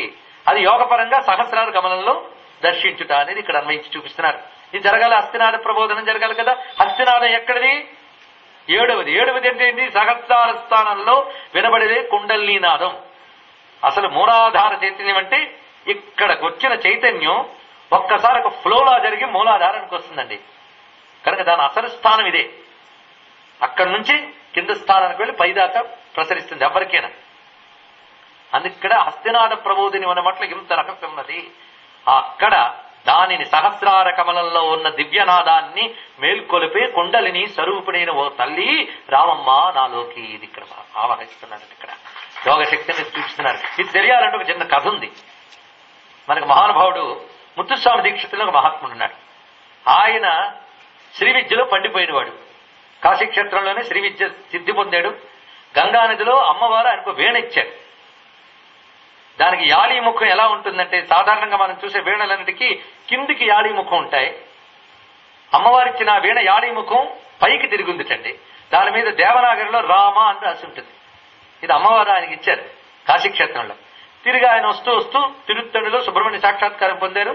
ఇంకా ఆయన చేసిన సాధన అంతా ఇంత కాదు. ఆయనకు ఒకసారి గొప్ప సంగీత విద్వాంసులు విద్య నేర్పుతున్నాడు. కానీ దారిద్ర్యం ఉంది. విద్యతో సంపద తెచ్చుకోవాలని ఆనాడు గురువులు అనుకునేవారు కాదు. అలాగని విద్యతో సంపద ఆర్జించకూడదని కాదు, ఆర్జించాలని విద్యను పెట్టుకోలేదు. వాళ్ళ విద్యకి ఏదొస్తే అది తీసుకోవడం అనేది గృహస్థ జీవితంలో ఉంటుందే తప్ప ఆర్జన కోసం విద్య అని ఉండదు. విద్యకు వస్తే తీసుకోవచ్చు. ఒక్కడు తెలుసుకోవాల్సింది ఏంటంటే, సంపద ఇప్పటి ప్రయత్నాల వల్ల రాదు. తెలుసుకోండి. ఇప్పుడు చేయడం వల్ల వచ్చిందని అనుకోవద్దు దయచేసి. మనం అనుకుంటుంటాం ప్రయత్నించకపోతే ఎలా అండి అని. ప్రయత్నించాలి కాదనం, కానీ ఇప్పటి ప్రయత్నాల వల్ల సంపద రాదు.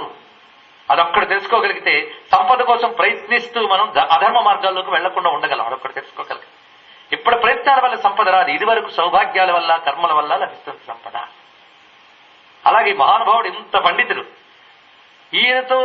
ఈయన సంగీతంలో ఎంతో ఉన్న సంగీత విద్వాంసులు కూడా రాజాశ్రయం పొంది గొప్ప గొప్ప ధనాన్ని ఆర్జించారు. కానీ త్యాగరాజ స్వామి వారు, ముత్తుస్వామి దీక్షితుల వారు, శ్యామశాస్త్రి గారు ఒకే కాలం వారైనప్పటికీ కూడా వీరు భగవదారాధనకే సంగీతాన్ని వినియోగించుకున్నారు. శిష్యులకు విద్య నేర్పేవారు కానీ శిష్యుల నుంచి సంపాదించాలనుకోలేదు.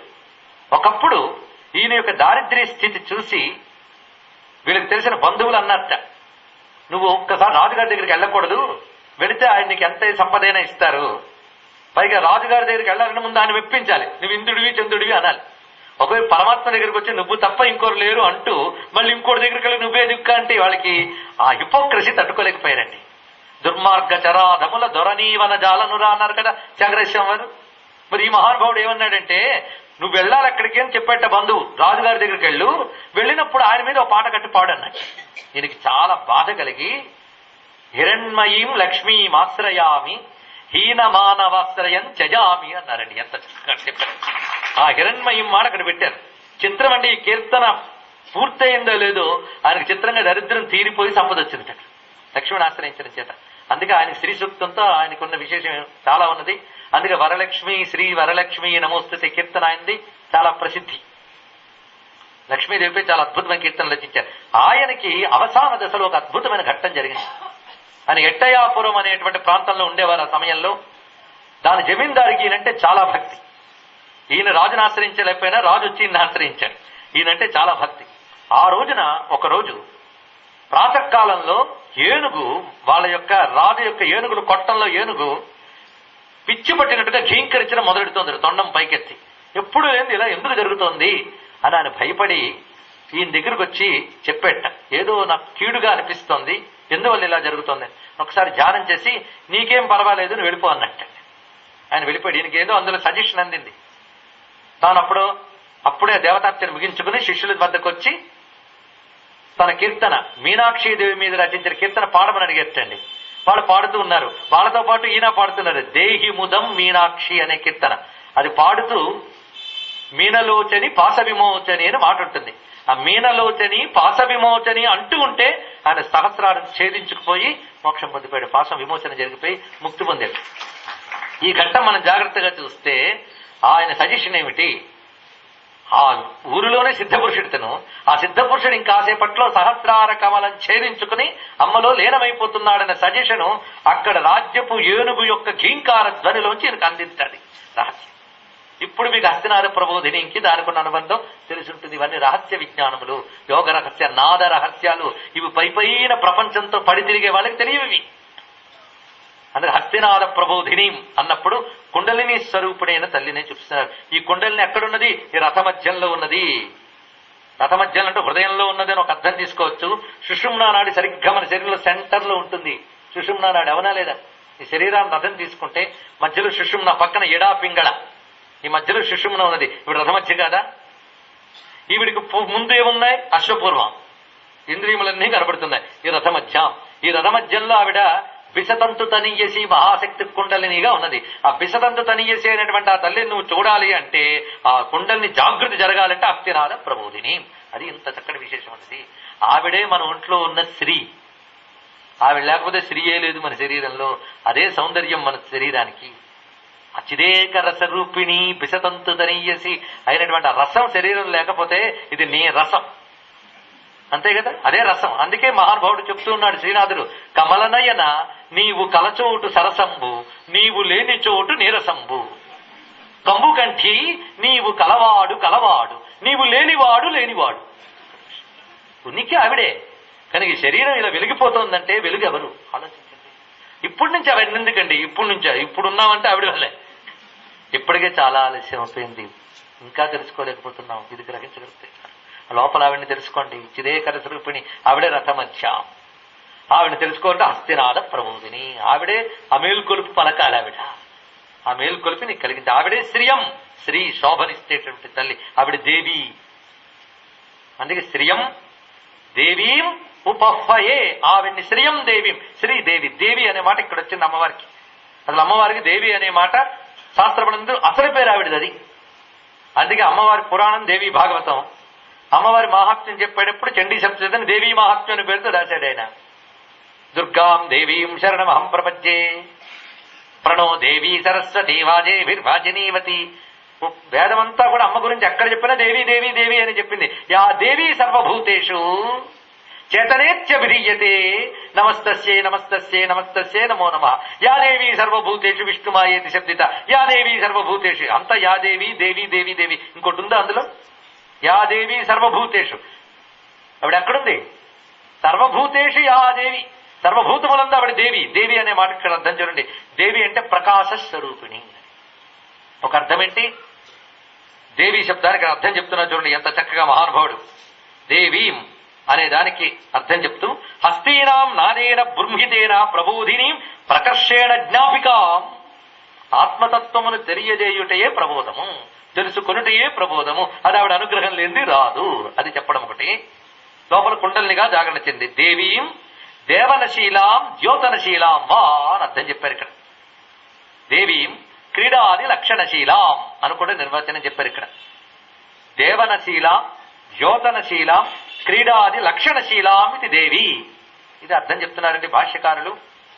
ఆవిడ జ్యోతన ప్రకాశ స్వరూపిణి. దేవి అంటే దివ్ అనే ధాతువు నుంచి దేవి అనే శబ్దం వచ్చింది. దీనికి ప్రకాశ స్వరూపిణి అర్థం, వెలుగు, కాంతి. ప్రకాశం అంటే చైతన్యమే. చైతన్యానికి ఎవరు మూలమో ఆవిడ. అందుకే సర్వ చైతన్య రూపాంతాం అంటాం మనం. చైతన్యమే ఆవిడ యొక్క రూపం. అందుకే చైతన్య స్వరూపిణి, ప్రకాశ స్వరూపిణి. ఆవిడ ప్రకాశిస్తేనే ప్రపంచం అంతా ఉన్నది. అంతేకాదు క్రీడనశీలం, ఎప్పుడు ఆడుకునే అలవాటు ఉన్న తల్లి. ఆవిడ స్వభావం ఏంటంటే ఆడుకోడంటే, ఆడుకునే స్వభావం. దేవి అంటే ఆవిడకి ఎప్పుడు క్రీడలు సరదా అండి. స్పోర్ట్స్ ఉమెన్ ఆవిడ, ఆటల పిల్ల. ఆవిడకి ఆడుకోవడం భలే భలే సరదా. బాలా లీలా వినోదిని, లీలా వినోదిని, అన్ని ఆడుకోవడమే ఆవిడికి. కనుక ఇక్కడ ఆడుకునే తల్లి, ఇదొక అర్థం. దేవి అన్నప్పుడు ఇవన్నీ గుర్తురావాలి. అన్నీ ఆడుకుంటుందిట. ఏమిటి ఆటలు? ఆవిడ ఏం చేసిన ఆటే. మనకన్నీ కర్మలు కానీ ఆవిడకన్నా ఆటలు. ఆవిడ ఏం చేసిన ఆటే సరదాగా ఆడుకునేది ఆట అండి. అవసరం కోసం ఆడరు, అంతే కదండి. అవసరం కోసం ఆడితే అది కూడా కర్మే, అవునా లేదా? సరదాగా చేస్తే అది ఇంకా ఆటే. అంటుకోకుండా చేసే పని ఆట, అంతే కదా. వాడు అంటుకోలేదు దానికి. కానీ ఎంత ప్రపంచం చేసింది. ఎందుకు చేసిందండి? మనం ఎంత ఇల్లు కట్టుకున్నాం, ఇంత సంసారం చేసి ఇన్ని పనులు ఎందుకు చేసాం? పర్పస్ ఉంది, మనం బతకడం కోసం, లేకపోతే ఉండాలి, ఇవన్నీ ఉన్నాయి. ఆవిడికి ఉన్నాయా? ఇంత జగత్ ఆవిడ ఎందుకు చేసింది? ఫస్ట్ చెప్పగలరా? ఇంత జగత్ ఎందుకు చేసింది? చేసి ఇందులో తిరగాల, ఇందులో అన్ని తినాలా? ఆవిడికి ఇవేం అక్కర్లేదు. లోకవత్తు లీలా కైవల్యం బ్రహ్మసూత్రం ఒకటే మాట. ఆవిడ లీల, ఇంతకు తప్ప మరేం లేదు. కానీ ప్రపంచం అనే పనిని ఒక ఆటలా చేసేస్తుంది. పైగా ఆట ఆడటం అంటే చాలా అలవోగ్గా ఆడేది ఆట. కష్టపడి చేస్తే అది ఆట అవుతుందండి, అది ఒక కష్టం అయిపోతుంది. కనుక ఆనందం కోసం ఆనందంగా అంటుకోకుండా హాయిగా చేస్తే ఆట. కానీ ప్రపంచానంతా అలాగే చేసేసే చిచ్చెక్తి కనుక ఆవిడ దేవి. దేవి మాట అంత గొప్పదండి. శ్రియం దేవీం అటువంటిది. పైగా ఆవిడ ఇలా ఆడుకుంటూ ఉంటే శరీరంలో ఈ బ్రతుకు ఆట తిరుగుతూ ఉంటుంది. ఇది జరిగితే అమ్మ ఆడుతోందని తెలిస్తే మనం కూడా ఆటలో పాల్గొంటే అదే మోక్షం. మరేమన్నది? ఆటలో పాల్గొవాలి, ఆటను తెలుసుకోవాలి. ఆట అంటే ఏముందండి? ఆటలో బాధే లేదు. దొంగ పోలీసు ఆడేటప్పుడు దొంగకి టెన్షన్ ఉండదు, పోలీసుకి టెన్షన్ ఉండదు. ఎందుకంటే ఆట అని. అలాగే ప్రపంచంలో ఇది ఆట అనుకుంటే టెన్షనే లేదు. ఆటను ఎప్పుడు తెలుస్తుంది? అది ఆవిడ ఆటను తెలిసినప్పుడు తెలుస్తున్నది. అందుకే అటువంటి వాడు దేనికి నా చలతి, నా శోకం, నా మోహం, నా పాపం, వాటికి అవేమిలో ఆ స్థితి. అందుకే దేవీ అనే మాటలో ఇంత విశేషమైనది అని గ్రహించగలగాలి. అందుకే శ్రీయం దేవీం ఉపపయే. ఆ తల్లి స్త్రీ, మళ్ళీ చెప్తున్నాడు స్త్రీ, అమ్మని మేము ఆహ్వానిస్తున్నాం. ఆ తల్లి మాం జుషతాం అన్నారు. అంటే నన్ను అభిలషించుగాక, ప్రేరేపించుగాక అని అర్థంట. అంటే అమ్మ మనల్ని కోరుకోవాలంట. అమ్మ మనల్ని కోరుకోవాలేంటండి? మనం అమ్మని కోరుకోవాలంటే బాగానే ఉంది, కానీ అమ్మ మనల్ని కోరుకోవాలేంటి అంటే వీడిని బాగు చేయాలని ఆవిడ అనుకోవాలంట. చక్కటి మాట్లాడండి, చక్కటి విషయం అది. అమ్మ వీడిని బాగు చేయాలనుకోకపోతే మనం ఏం చేసినా గుర్తుపెట్టుకోండి. ఆవిడ అనుకోవాలి, మనం అనుకుంటే కాదు. యమే వేష వృణితే తేన లభ్య ఉపనిషద్వాక్యం. యమే వేష వృణితే తేన లభ్య. ఇది వరలక్ష్మి అంటే అర్థం. ఇది యమే వేష వృణితే తేన లభ్య. పరతత్వం ఎలా తెలుస్తుందండి అంటే ఆ పరతత్వం ఎవరిని వరిస్తుందో వారికి తెలుస్తుందని ఉపనిషత్తు చెప్పిందండి. అది వరించాలి వాడిని. ఇదిగో నువ్వు చాలా యోగ్యుడివిలే అని ఆవిడ వరించాలట. అలా నన్ను వరించుగాక. మనం వరించాం వరలక్ష్మి, మనల్ని ఆవిడ వరించింది. వరించిందంటే వీడు యోగ్యుడు అని ఆవిడ టేకప్ చేసింది. ఆవిడ టేకప్ చేస్తేనే మనం బాగుపడగలం. అందుకు ఆ తల్లి నన్ను అభిలషించుగాక, ప్రేరేపించుగాక.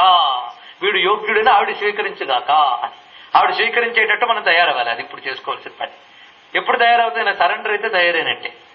అమ్మ తత్వం తెలుసుకుని సరెండర్ అయితే మన సన్నద్ధమైనట్టే. మన సన్నద్ధమైతే ఆవిడ తప్పకుండా మనల్ని స్వీకరిస్తుంది. అది ఎత్తుకోని రెండు చేతులు పిల్లాడు చేస్తే తల్లి ఎలా ఎత్తుకుంటుందో ఆవిడ ఎత్తుకుంటే కానీ వీడు ఎత్తుకు చేరలేడు. వీడు ఎత్తుకు చేరాలంటే చేతులు చాచగలడేమో కానీ భుజాలను అందుకోలేడు. గుర్తుపెట్టుకోండి. చేతులు చాచడమే. చేతులు చాచడం దేనికి ఉద్దేశం? అక్కడికి ఎక్కాలనుందని చెప్పడమే. ఎక్కే శక్తి మాత్రం వీడికి లేదు. ఎత్తుకునే శక్తి ఆవిడే. ఆవిడ ఎత్తుకుంటుంది. గుర్తుపెట్టుకోండి. ఆవిడ ఎత్తుకుని ఎత్తుకోవాల్సిందే. ఆ ఎత్తుకోవడమే వరించడం. అదే జుషతాం. అది చెప్తున్నాను, ఎత్తుకోవాలమ్మా అంటున్నాడు శ్రీర్మా దేవీ దుషతాం.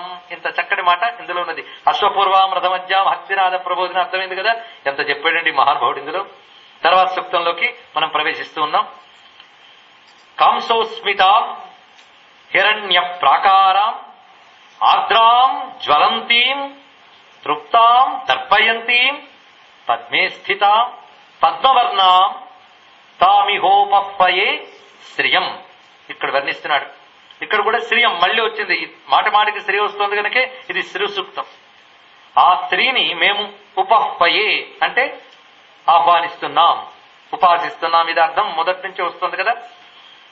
ఆవిడెవరు మళ్ళీ చూపిస్తున్నాడు. ఇదంతా అమ్మతత్వాన్ని ఆవిష్కరించే మీద కాం సోస్మితాం, రెండు పదములు ఇవి. కాం సోస్మిత. కాం సోస్మితం ఒక పదం కాదు, కాం. ఆవిడ కామ్ అండి.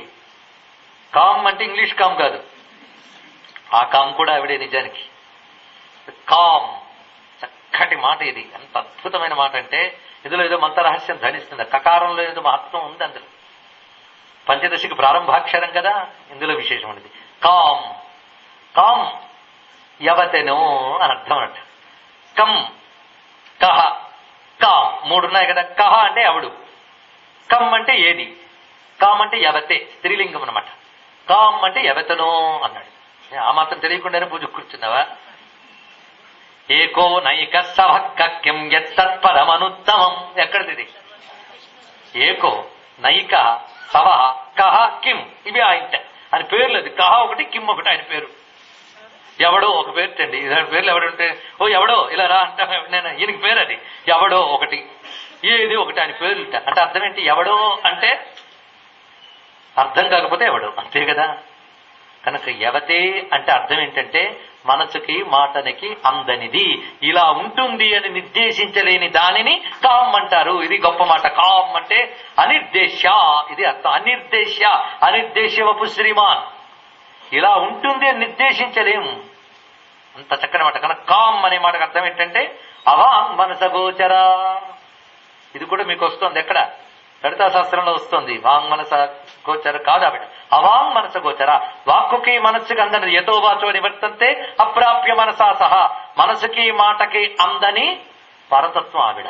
ఆవిడ కామ్, అటువంటి అనిర్వచనీయ అని అర్థం అన్నమాట ఇక్కడ. అంటే నిరూప స్వరూప్ దుర్నిరూప స్వరూప అని అర్థాన్ని చెప్పారండి విద్యారణ్యుల వారు. దుర్నిరూప స్వరూప అంటే ఆవిడ స్వరూపం ఇలా ఉంటుందని ఎవరు నిర్దేశించలేరు. కష్టం ఆవిడ స్వరూపాన్ని చెప్పడం. అమ్మవారు ఇలా ఉంటారని చెప్పగలమండి? చెప్పగలిగామంటే మళ్ళీ అది జగత్తుకు సంబంధించిన విషయం. ఆవిడ జగత్ అతీత కనుక అనిర్దేశ. బ్రహ్మరూపం వా, వెంటనే మనకు అర్థం చెప్పాడు. బ్రహ్మరూప. కా అనేది బ్రహ్మవాచకం, కకారో బ్రహ్మవాదీచ. కమ్మ అనేది బ్రహ్మమును తెలియజేస్తుంది. బ్రహ్మ అంటే చతుర్ముఖ బ్రహ్మనే కాదు, చతుర్ముఖ బ్రహ్మ కా అనే అర్థం ఉన్నది, ఒక పేరున్నది కా అని. కానీ ఇక్కడ చతుర్ముఖ బ్రహ్మని కాదు, పరబ్రహ్మ అని. కామ్ అంటే పరబ్రహ్మస్వరూపిణి. లలితా శాస్త్రంలో చదివే నామం ఇవిడ పరబ్రహ్మస్వరూపిణి.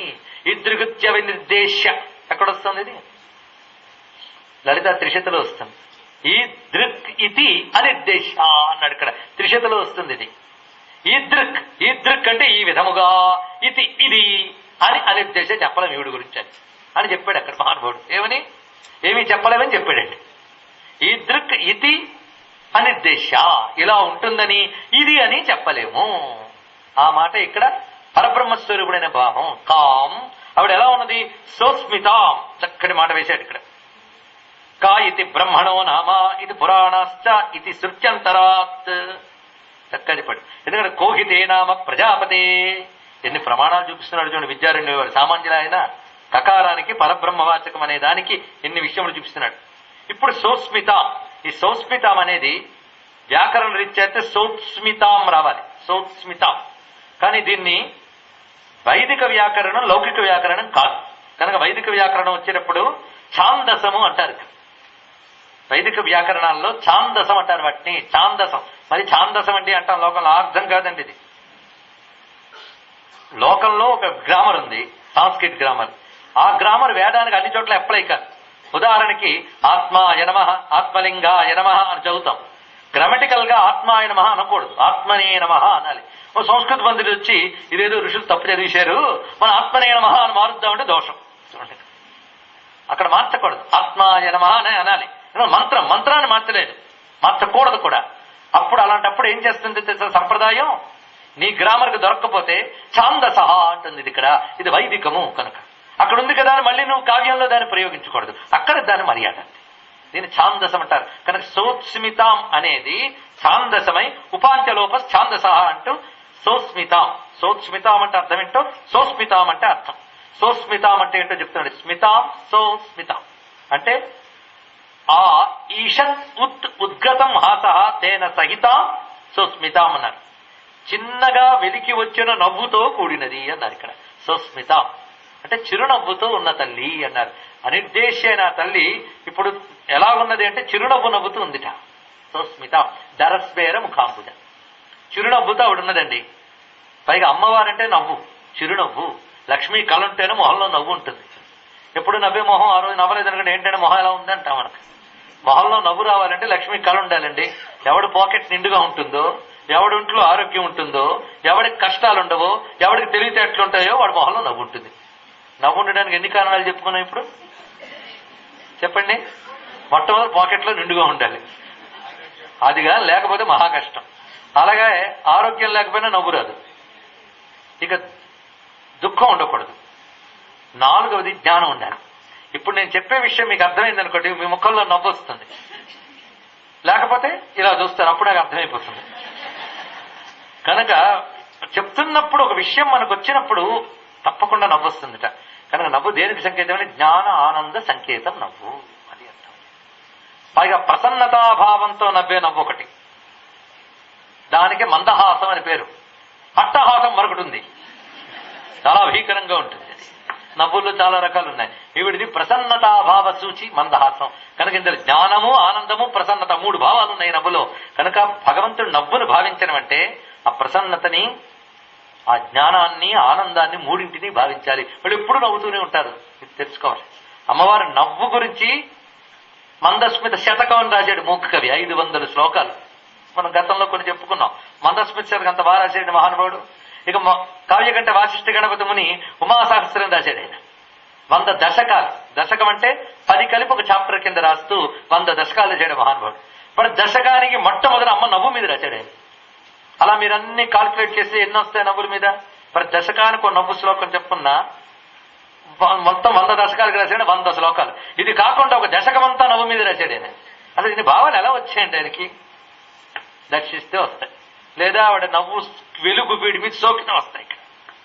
అఖిల జగన్మాతోమా తమసాతాపేన చాకులానస్మాన్ అనుగృహ్ణాత్మనుకంప సుధాద్రయా హసిత చంద్రికయా అన్నారు ఇక్కడ. అఖిల జగన్మాత ఉమా, అఖిల జగన్మాత అయిన ఉమా నవ్వుతుందిట. ఆ నవ్వు ఎలా ఉందంటే తడి తడిగా ఉందిటండి నవ్వు.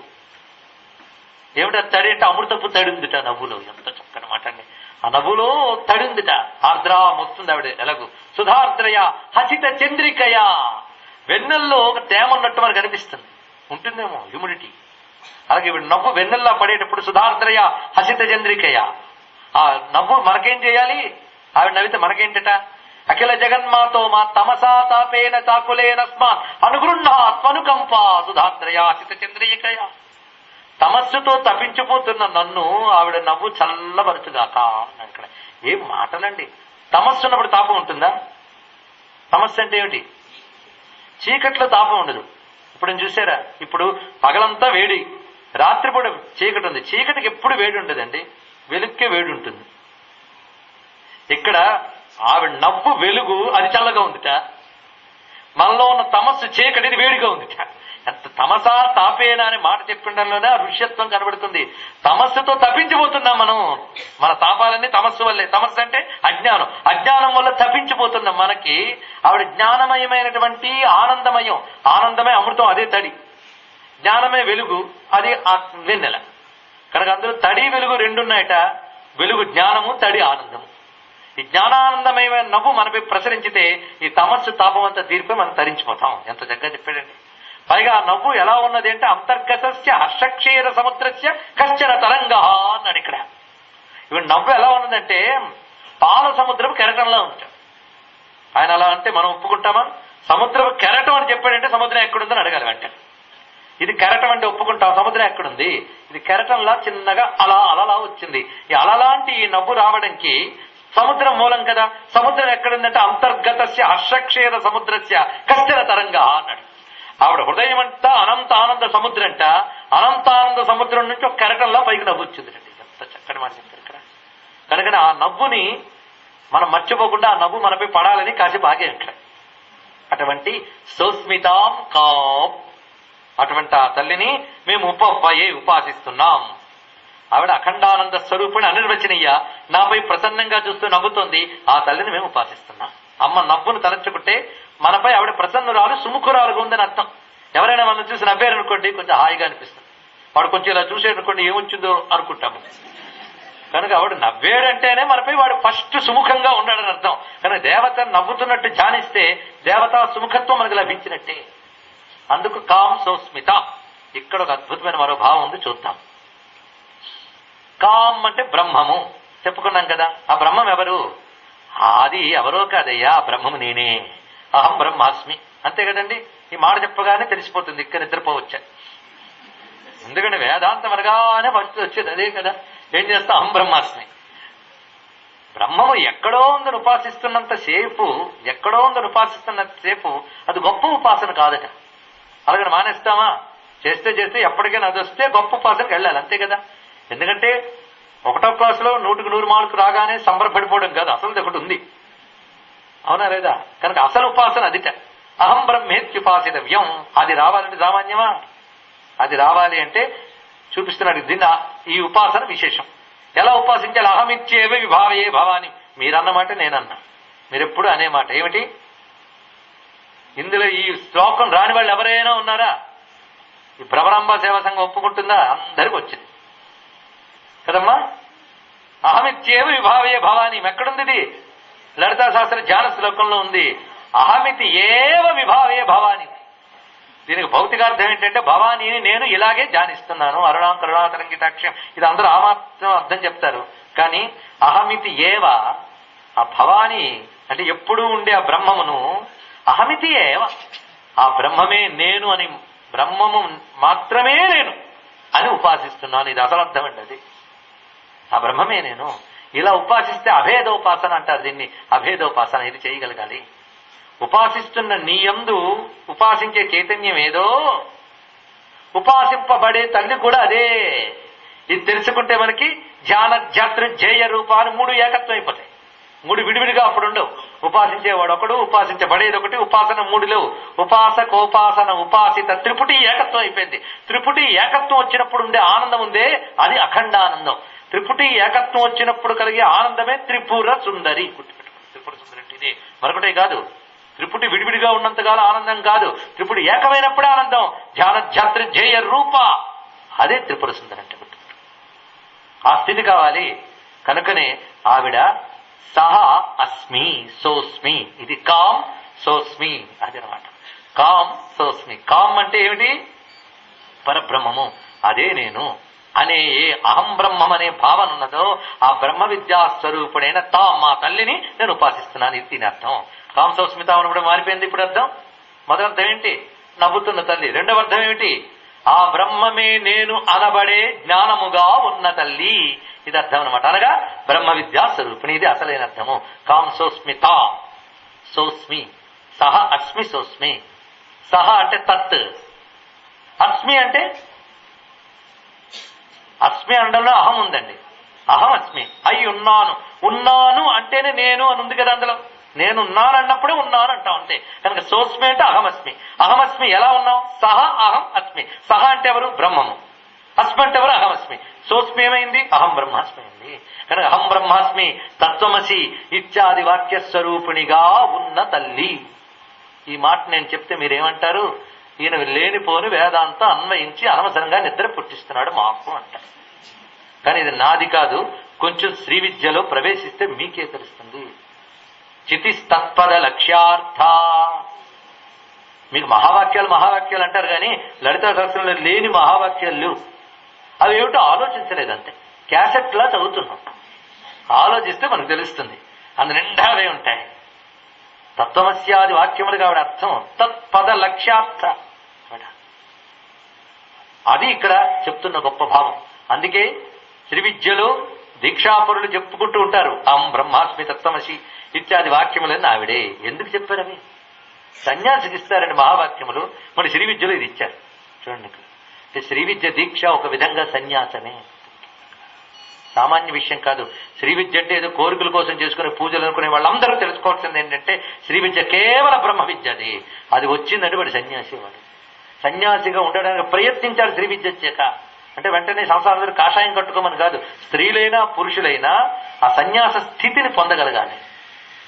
అందుకే శ్రీ విద్యలో సంకల్పాల్లో తెలుసా మీకు, అమ్మ ఆరాధన చేసేటప్పుడు కేవలం శ్రీ లలితా మహాత్రిపుర సుందరి ప్రీత్యర్థం నామగోత్రాలు కూడా చెప్పకూడదు శ్రీ విద్యలో, తెలుసా? వాడి సంకల్పంలో ఫలానా గోత్రము ఫలానా లేవు, అక్కడ నామం లేదు గోత్రం లేదు. దేశకాల స్మరణ లలితా మహాత్రిపుర సుందరి ప్రీత్యర్థం. ఆ స్థాయికి వెళ్ళగలిగితేనే శ్రీ విద్య. సామాన్యంగా చెప్పండి ఇక్కడ. కనుక శ్రీ విద్య మామూలు విద్య కాదు. ఇప్పుడు నేను చెప్తున్న శ్రీ విద్య, శ్రీ సూక్తం అంటేనే శ్రీ విద్య. కనుక అది సోస్మి విద్య, అది సహాస్మి విద్య, బ్రహ్మ విద్య ఆవిడ. అందుకే ఆత్మవిద్య మహావిద్య, ఆత్మవిద్య మహావిద్య శ్రీ విద్య. ఇది బాగా గుర్తుపెట్టుకోవాల్సిన విషయం. అందుకే అహం బ్రహ్మాస్మి తత్వమసి, అయమాత్మా బ్రహ్మ ఇలాంటి చెప్పడమే కాదు. అందుకే సర్వోపప్లవరహిత ప్రజ్ఞాన ఏదో అదే బ్రహ్మైవాహమస్మి సోహమస్మి బ్రహ్మాహమస్మి అని చెప్పుకుంటారు. ముందు నమస్కరించుకోవాలి కదా. ఆ సోహమస్మి బ్రహ్మాహమస్మి అనేదే అన్ని ఉపాసనకి పరమార్థం. అక్కడికి వెళ్ళగలగాలి. అక్కడికి వెళ్ళనంత వరకు, హాయిని ఆవలిస్తున్నంత వరకు మనం ఎక్కడున్నామని అర్థం. ఏమో మనం కూడా దేవీ భక్తులమేమో అని అజ్ఞానంలో ఉన్నామని అర్థం. దీని నుంచి హస్తినాడ ప్రబోధిని మేల్కొల్పాలి. కనుక కా సోస్మి తాం, ఇది దీనికి అర్థం. ఇంత చక్కగా చెప్పాం. ఇంకా సోస్మితాం అంటే చిరునవ్వు నవ్వే తల్లి అని అర్థం పాటు కామ్ అనే అంత అద్భుతమైన శబ్దం వాడేక సోస్మికి ఈ అర్థం చెప్పుకోవడమే సరైనది. అంతే కదా. ఆవిడ అనిర్వచనీయమైన బ్రహ్మస్వరూపమే. అనిర్వచనీయ అన్నప్పుడు నీకు అందానంత దూరంలో ఉంది. అందానంత దూరం ఏంట్రా బాబు, నీలో నేను అనే స్ఫురణగా ఆవిడే ఉంది. ఆవిడ లేకపోతే నేననే స్ఫురణే లేదు. అది సోస్మితాం, ఇది అర్థం అండి. కామ్ సోస్మితాం. మరి ఎందుకు తెలుసుకోలేకపోతున్నావిడ్ని నీలో ఉన్నప్పుడు? హిరణ్య ప్రాకారం. ఆవిడ చుట్టూ ఒక ప్రాకారం ఉంది. ప్రాకారం వల్ల చెప్పుకోలేకపోతున్నాం అంతే. ఇది ఏం అర్థాలు చూడండి. ఇది మామూలుగా భావం చెప్పుకుంటే మళ్ళీ భక్తి భావం తెచ్చేస్తే కామ్ అనిర్వచనీయ మందహాసం చేస్తుంది. ఆవిడ ఎక్కడ కూర్చుంది? బంగారు కోటలో కూర్చుంది. హిరణ్య ప్రాకారం, బంగారుతో చేసిన ప్రాకారం అండి. ప్రాకారం అంటే ప్రహరీ, చుట్టూ ప్రహరీ ఉంది, దాని మధ్యలో ఆవిడ కూర్చుంది చిరునవ్వు నవ్వుతూ. భావించేది చాలా బాగుంటుంది. కానీ అమ్మ దగ్గరికి వెళ్ళాలంటే ప్రాకారంలో నుంచి వెళ్ళాలి. ఆ ప్రాకారం తెరవద్దు, ఓపెన్ కావద్దు, ప్రాకారంలోంచి వెళ్ళగలగాలి మనం. సరిగ్గా హిరణ్య ప్రాకారం అనే దానికి సరైన మాట లలితా శాస్త్రంలో జ్వాలామాలిని కాక్షిప్త వన్య ప్రాకార మధ్యగా. హిరణ్యం అంటే తేజస్సు అన్నాం కదా, హిరణ్య ప్రాకారం అంటే వన్య ప్రాకారం. ఎవరు వేశారు? జ్వాలామాలిని. జ్వాలామాలిని కాక్షిప్త వన్య ప్రాకార మధ్యగా. మన లలితోపాఖ్యానంలో చెప్పుకున్న కథ చాలా మంది గుర్తుంటుంది. ఒకసారి చెప్తే మర్చిపోతారా హైదరాబాద్ వాళ్ళు?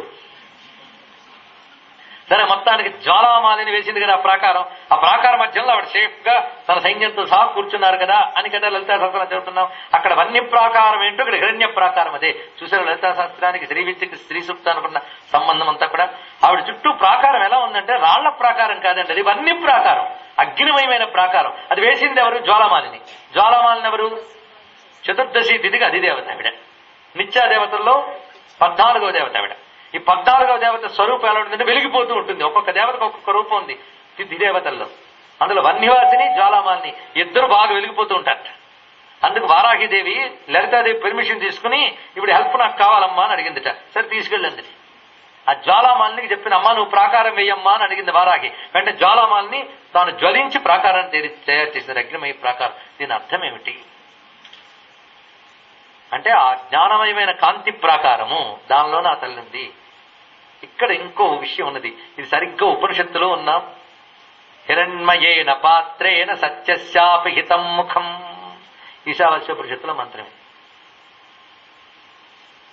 కర్షే పూషన్ అపాంకురు అని స్తుతిస్తాడు ఆ సూక్తంలో. ఓ పూషన్, ఏకర్షే, ఓ సూర్యభగవానుడా, సత్యము బంగారు పాత్రలో దాచిపెట్టబడింది. ఎంత గొప్ప భావం అండి.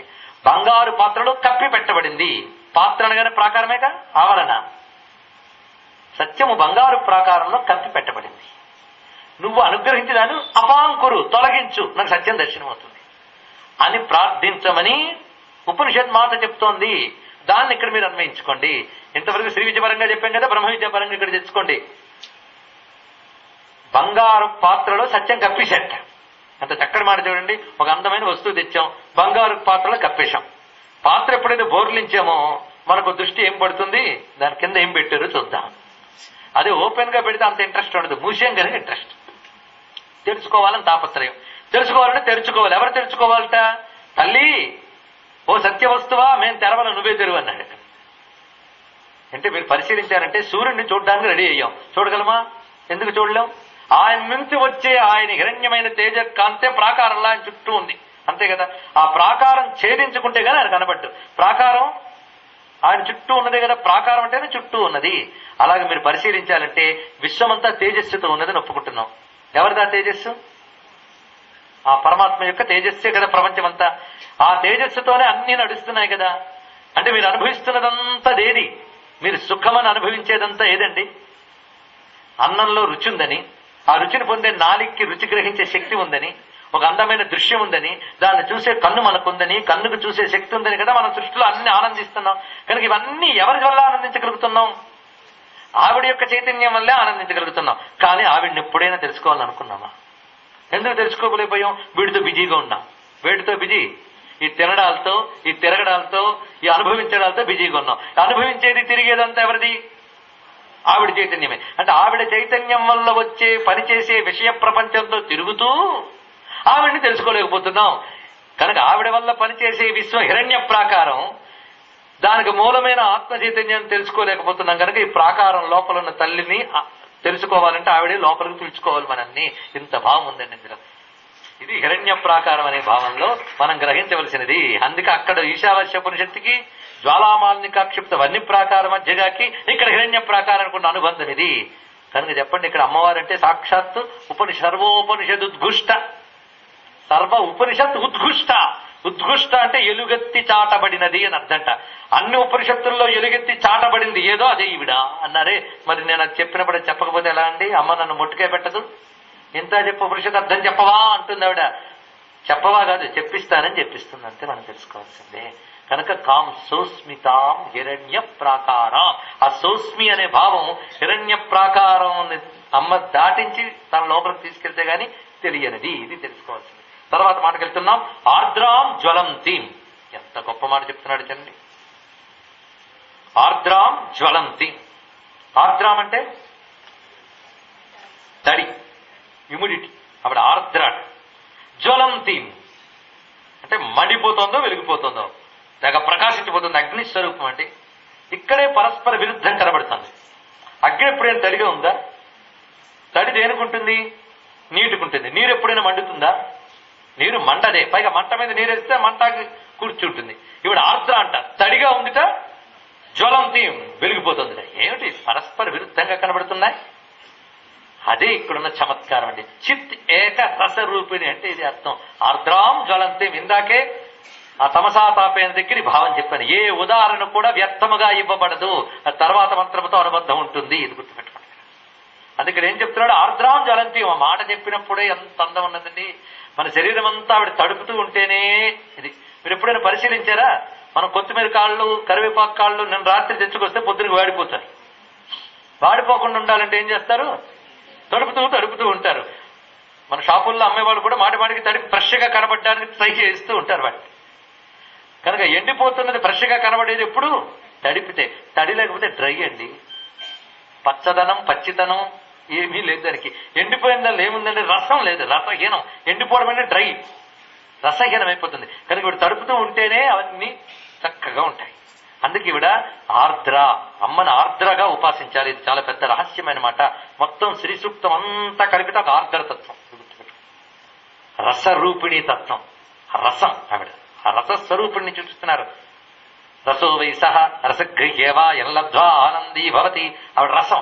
ఆవిడ రసం ప్రపంచంలో నింపకపోతే ప్రపంచం అంతా నీ రసం. ఇందాక చెప్పాను కదా, బత్తాయి పండు తెచ్చుకున్నాం, డ్రైగా ఉంది, తీస్తే ఏ రసం లేదు, ఏం లాభం అండి? కానీ బత్తాయి పండు తీసుకోగానే దాని నుంచి రసం బయటకు స్రవించదు. కానీ బత్తాయి పండు నిండా రసమే ఉంది. రసం లేకపోతే పండుకు పండుదనం లేదు, దానికి ఆ అందం లేదు. కనుక ఒక పండులో రసం నిండిపోయి అది ఎలాగ నిగనిగలాడుతూ కనబడుతుందో ప్రపంచం ఎంత సౌందర్యవంతంగా కనబడుతుందంటే దీని నిండా ఒక రసం నిండిపోయింది. ఆ రసం సారం రెండు ఒకటే, సారమే రసం, రసమే సారం. జ్యూస్ పండు నిండా నిండిపోయి ఉంటుంది, అలాగే ప్రపంచం నిండా నిండిపోయిన రసం ఆవిడ. ఆ రసము ప్రపంచంలో ప్రతి అణువులో ప్రవహిస్తుంది, లేకపోతే అణువుకి చైతన్యమే లేదు. అవునా లేదా? మీ శరీరంలో రసం లేకపోతే నీరసమే. ప్రపంచంలో అణువణువున రసం ప్రవహిస్తోంది, లహరి. ఆ రసం ప్రవహిస్తేనే ప్రపంచానికి సౌందర్యం, అదే సౌందర్య లహరి. నేను చెప్పుకున్నాం, ప్రపంచం అనే ఫలం నిండా సౌందర్య రసస్వరూపిణి వ్యాపించిపోయింది కనుక ఆర్ద్ర, తడి కలిగిన తల్లి. జ్వలంతీం, ప్రకాశం అన్నారు ఇక్కడ.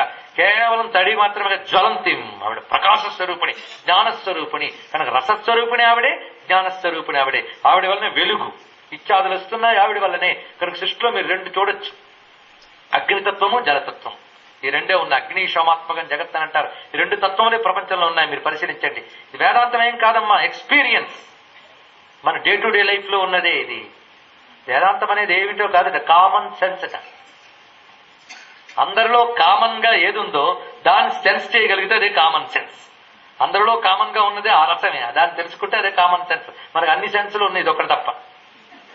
అది కలిగించడం కోసమే శ్రీ విద్య.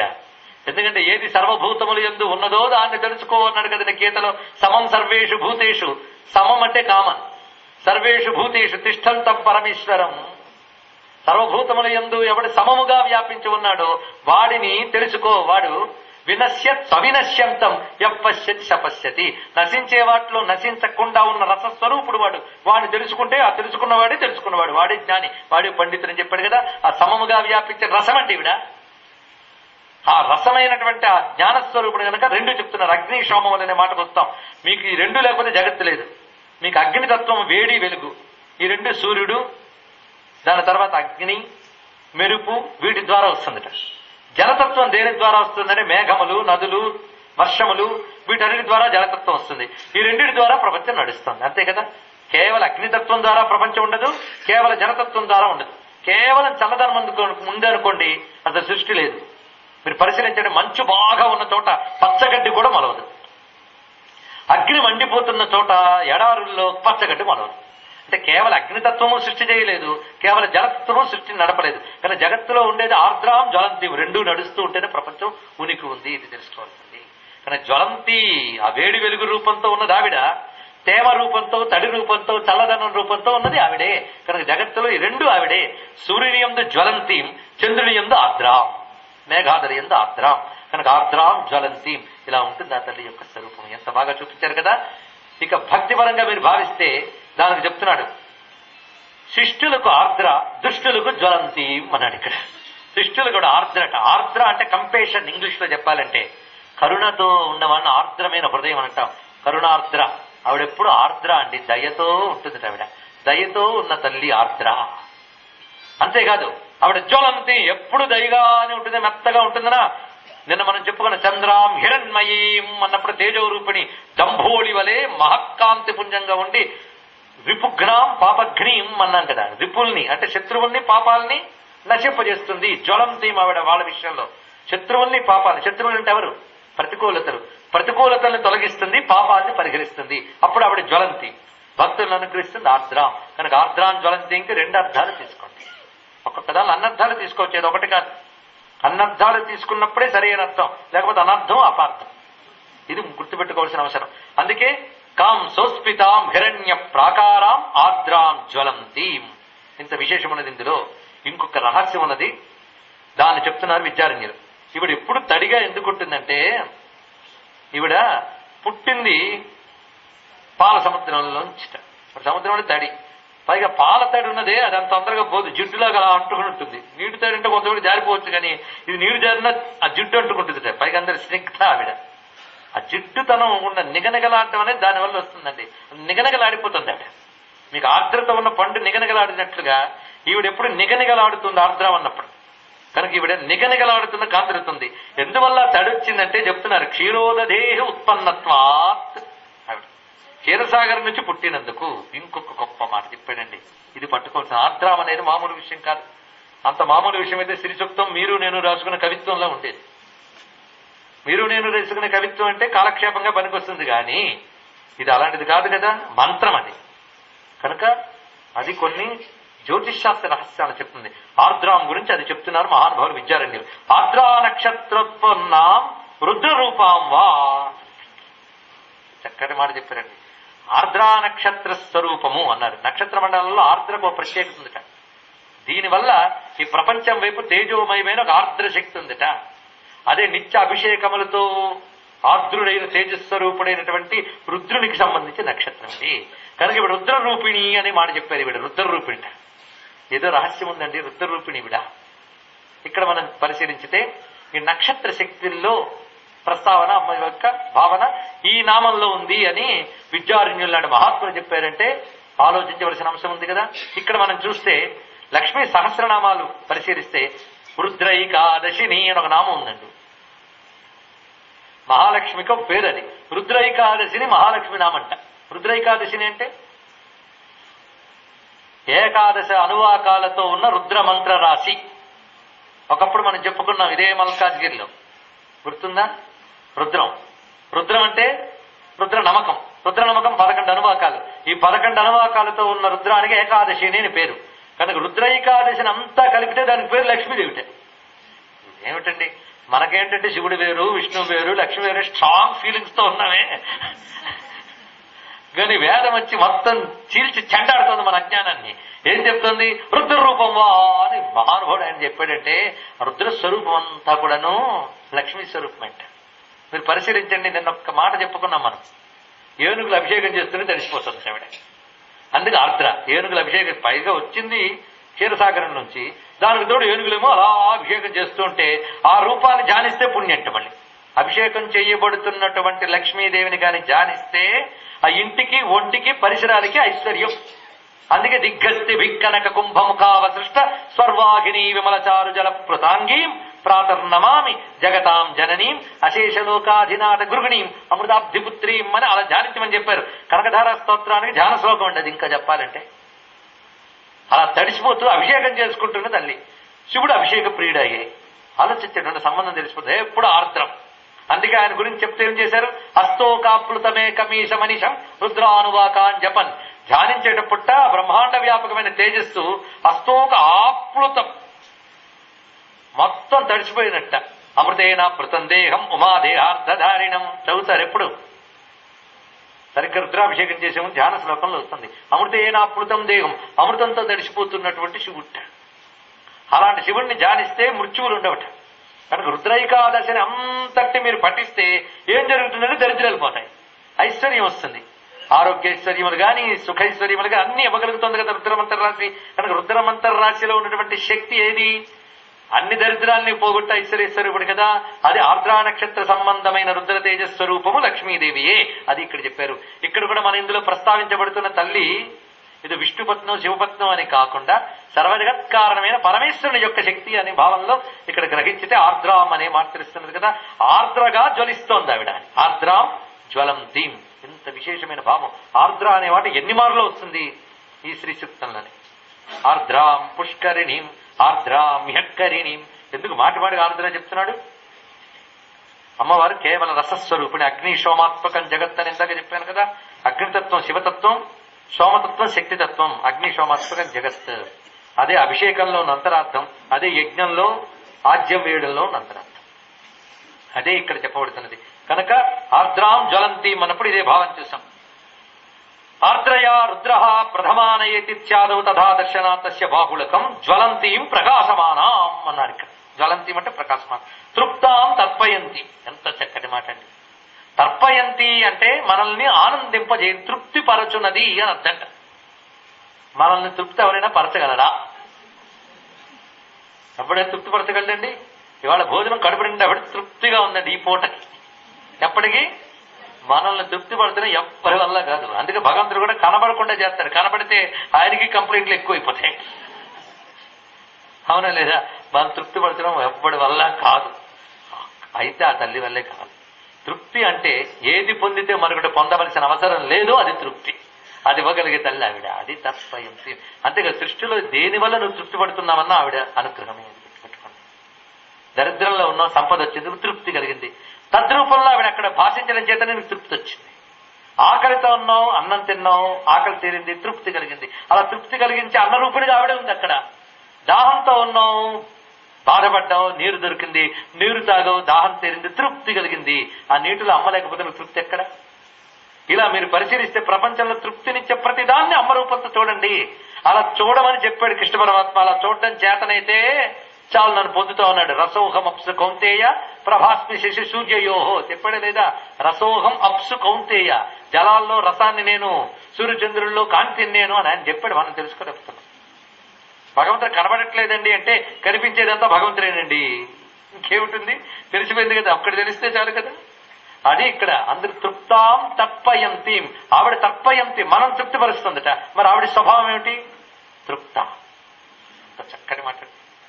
మనల్ని లోకంలో తృప్తిపరిచే వాళ్ళు వాళ్ళ అసంతృప్తులు, మనం ఇంకా అసంతృప్తులు. ఇదే ప్రపంచంలో ప్రతివాడు తృప్తి పరిచేవాడు, తృప్తి పరచబడేవాడు. లోకంలో ఇద్దరు ఒకటే కేటగిరీ.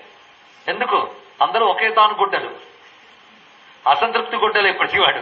వాడుకు అసంతృప్తి, వీడుకు అసంతృప్తి. తత్కాలంగా తీరింది తప్ప వాడు ఏడుపు మొహం, వీడు ఏడుపు మొహం. ఏం లాభం అంటే ఇది ఈవిడ అలా కాదు. తృప్తాం తర్పయంతి, ఈవిడ ఎప్పుడూ తృప్తిగా ఉంటుందిటండి. నిత్య తృప్తా భక్త నిధిర్నియంత్రీ నిఖిలేశ్వరి. ఏమిటో ఈ సూక్తాలు ముట్టుకుంటే లలిత సహస్రనామాలు రాలుతున్నాయి.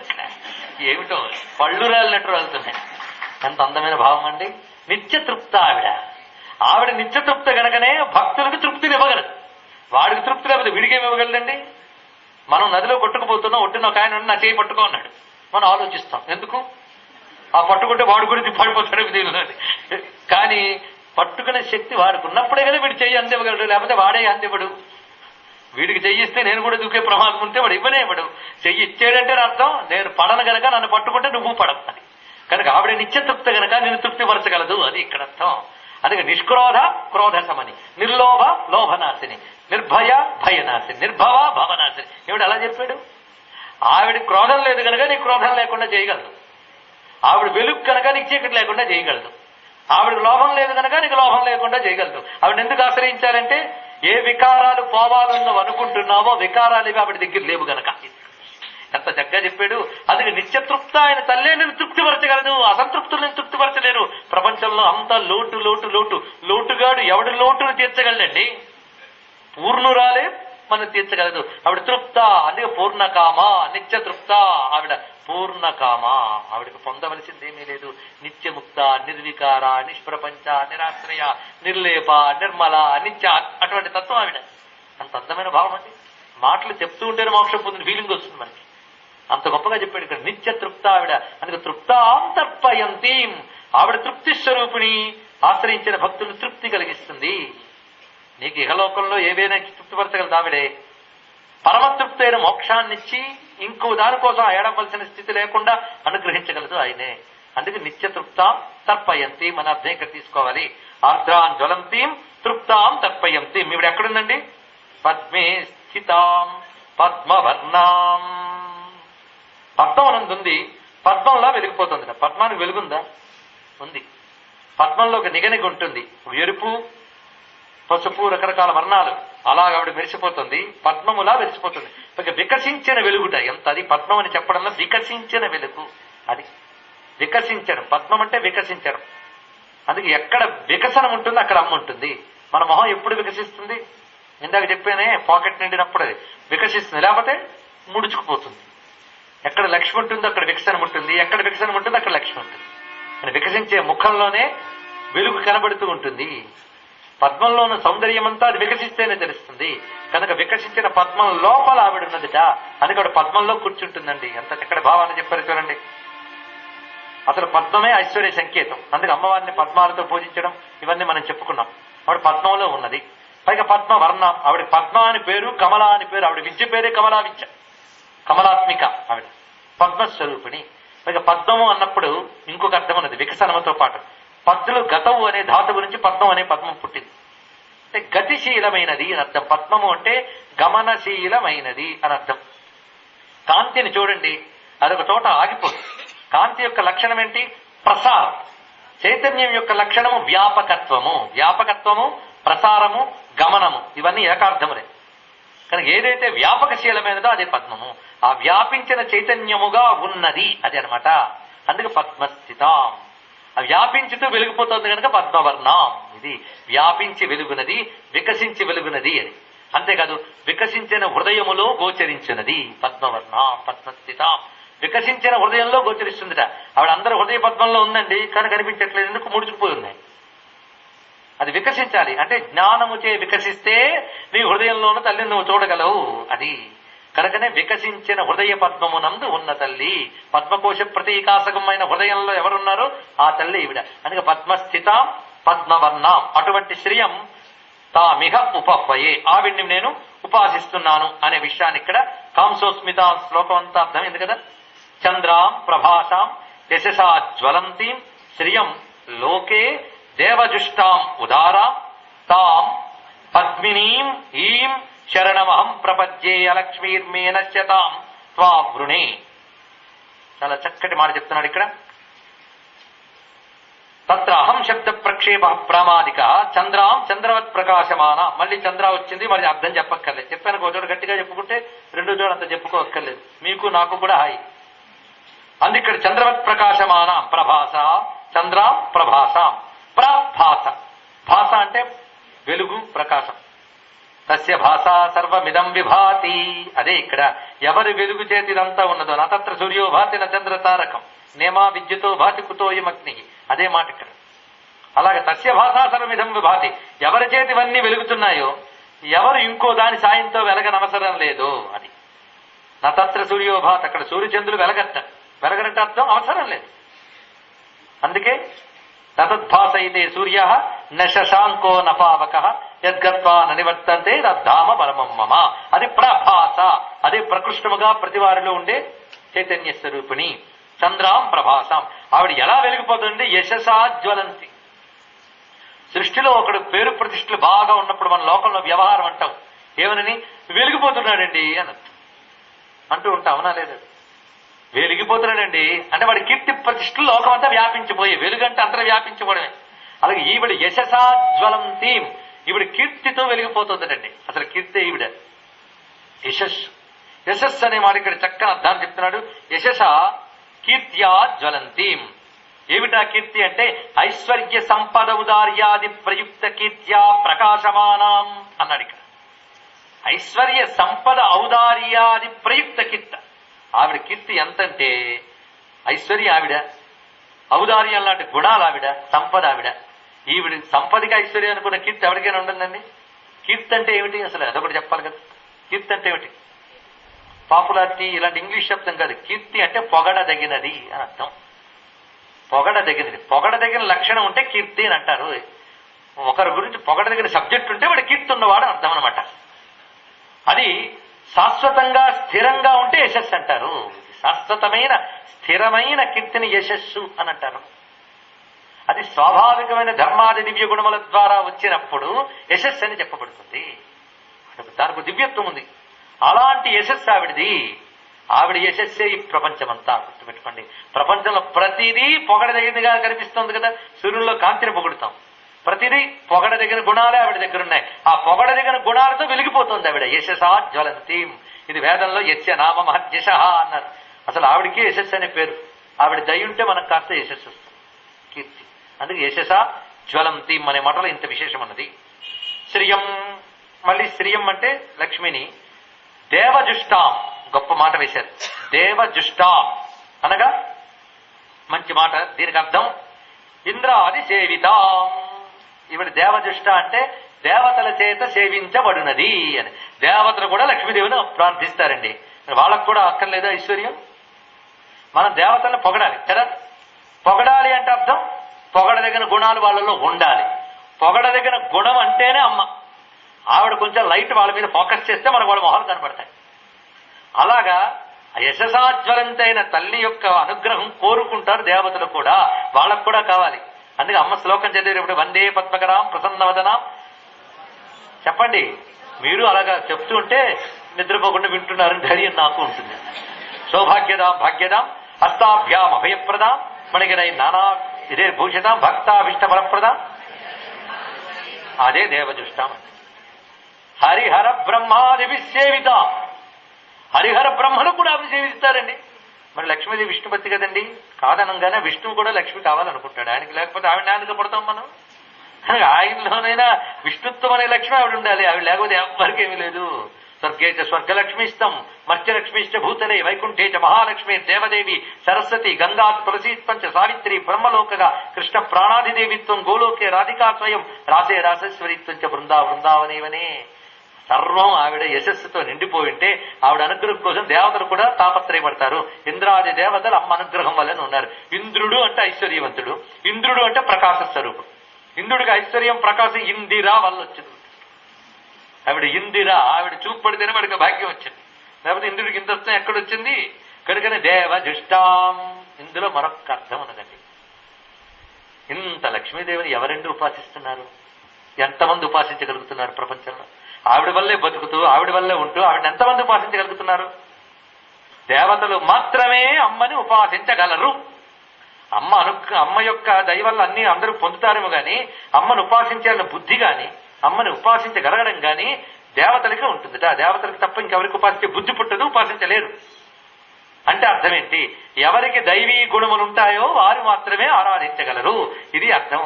దైవీ గుణములు అంటే తెలుసు కదా, భగవద్గీతలో దైవాసుర సంపద్ విభాగ యుగంలో పరిగెత్తుతాం. అక్కడ ఒకటే మాట చెప్పాడు, దైవీ సంపద్ విమోక్షాయ. ఎవరికి దైవీ సంపద ఉంటుందో వారికి మోక్షం వస్తుంది. కనుక నాకు మోక్షం వస్తుందా లేదా అని ఎవరినో అడగక్కర్లే, మన ప్రోగ్రెస్ రిపోర్ట్ మనం చూసుకోవచ్చు. ఒకసారి ఇంటికి వెళ్ళి మన భగవద్గీత తీసి దైవీ గుణాలు అసురు గుణాలు రాసుకోండి. ఏ గుణాలు మనలో ఉన్నాయి టిక్ పెట్టుకోండి. ఎవరికి చూపించక్కర్లే, మన కోసమే కనుక ఉన్నది ఉన్నట్టు టిక్ పెట్టుకుందాం. అందులో ఈ గుణాలుంటే మోక్షం, ఈ గుణాలుంటే బంధం. మోక్షం కావాలంటే ఇవి పెంపొందించుకుంటే అయిపోయింది. ఉన్నాయా డెవలప్ చేసుకోండి, లేవా తెచ్చి పెట్టుకుని మరీ డెవలప్ చేసుకోండి. ప్రాక్టీస్ అంటే దైవీ గుణాలను పెంపొందించుకోవడమే.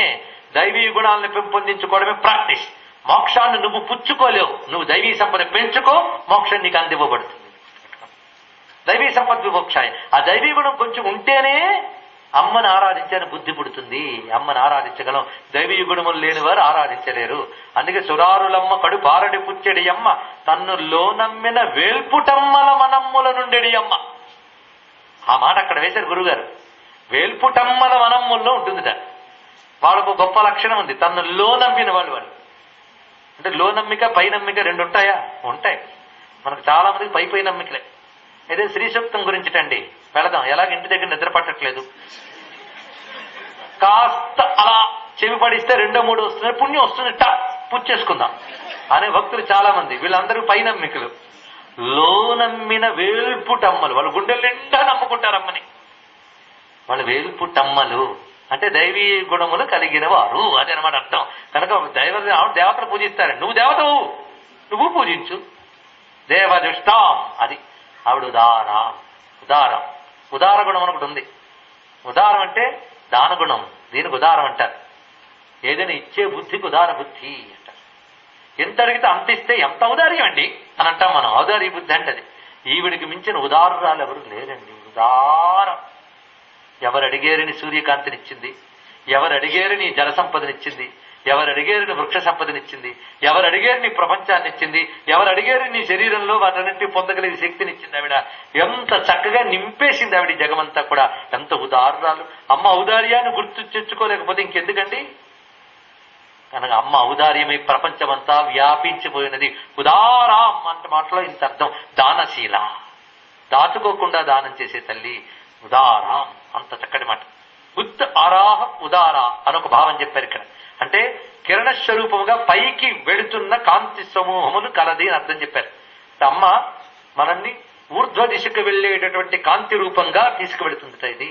అందుకు ఉదార అంటే అదొక అర్థం. అంటే మనల్ని పైకి తీసుకెళ్లి అభ్యున్నతి కలిగించేటటువంటి వెలుగు కలది, ఇదొక అర్థం. ఉత్కృష్ట స్థితికి తీసుకెళ్లే ఆరాహ కిరణములు కలది ఉదార. ఉత్కృష్ట స్థితికి తీసుకెళ్లే కిరణాలట. అమ్మ నుండి వచ్చే కృప అనే కిరణాలు మనల్ని ఉన్న స్థితిలో ఉంచకుండా ఉన్నత స్థితికి తీసుకువెళతాయి. అదొక అర్థం ఉన్నది ఉదారం అంటే. ఈ 2 అర్థాలు మనకు పనికి వచ్చేవి కదా. ఉదారాం తాం పద్మినీం, ఇందాక చెప్పిన పద్మలక్షణం అంతా కలిగినటువంటి ఆ తల్లిని శరణమహం ప్రపజ్యే అన్నారు ఇక్కడ. అయితే తాం పద్మినీమీం ఏంటండి ఇక్కడ? ఇక్కడ పద్మలతారూపం పద్మాకారం వా అన్నారు. ఆవిడ పద్మలతగా ఉందిట, పద్మాకారగా ఉందిట. ప్రస్తుతానికి పద్మిని అనుకోండి. పద్మిని అంటే ఉత్తమ జాతి స్త్రీ లక్షణం. అమ్మ దగ్గర ఉత్తమ జాతి స్త్రీ లక్షణాలు ఉన్నాయట. స్త్రీల్లో ఉత్తమ జాతి స్త్రీని పద్మిని అంటారు. రూపంలో గాని, గుణంలో గాని, సంస్కారంలో గాని ఉదాత్తమైన దైవీ గుణం సమృద్ధిగా ఉంటే పద్మిని అని అంటారు. ఎక్కడుంటారా, ఎలా ఉంటారని వెతకక్కర్లేదు. అమ్మని మించిన పద్మిని లేదు. ఆవిడను ఉపాసిస్తే ఆ లక్షణాలు ఏమైనా రావచ్చు.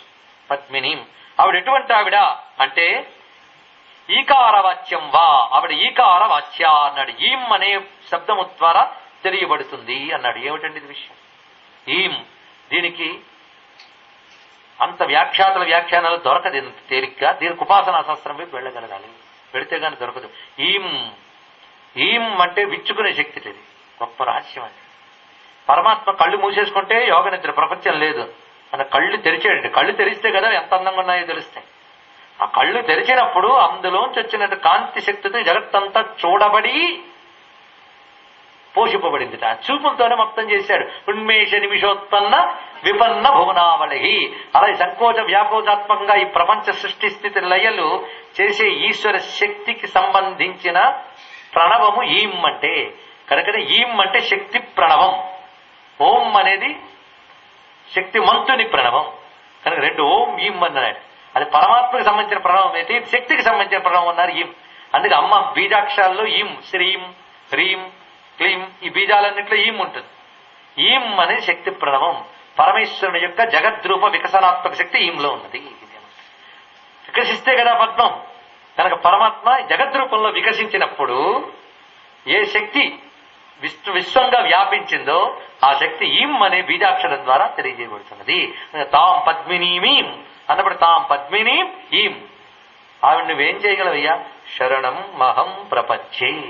వేదం వెతికితేనండి అమ్మని శరణ వేడ్డం ఎన్ని చోట్ల కనబడుతుందో. దుర్గాం దేవీం శరణమహం ప్రపంచే. అదొక్కడు చేయగలిగితే అదే చాలు. శరణ్ణి శరణ్యే లోకానాం తమకి చరణాదేవ నిపుణం అన్నారు శంకరులు. శరణ్యే త్రయంబకే గౌరీ నారాయణ నమోస్తే అన్నాం. శరణ్య ఆవిడ. శరణ్య అంటే దిక్కైన తల్లి అని అర్థం. దిక్కు, శరణం అంటే దిక్కు, దిక్కైన తల్లి. దిక్కైన తల్లి నువ్వే దిక్కని నిన్ను నేను వేడుకుంటున్నాను. ప్రపత్తి, ప్రపత్తి అంటే సరెండర్. ప్రపంచే శరణమహం ప్రపంచే. శరణ వేడడమే. శరణ వేడడం తప్ప మరి ఇంకేంటి చేయగలమా? ముక్షుర్వై శరణమహం ప్రపంచే. మోక్షకాంక్ష కలగాలి అంటే, మోక్షము లభించాలి అంటే అమ్మను శరణ వేడాలి.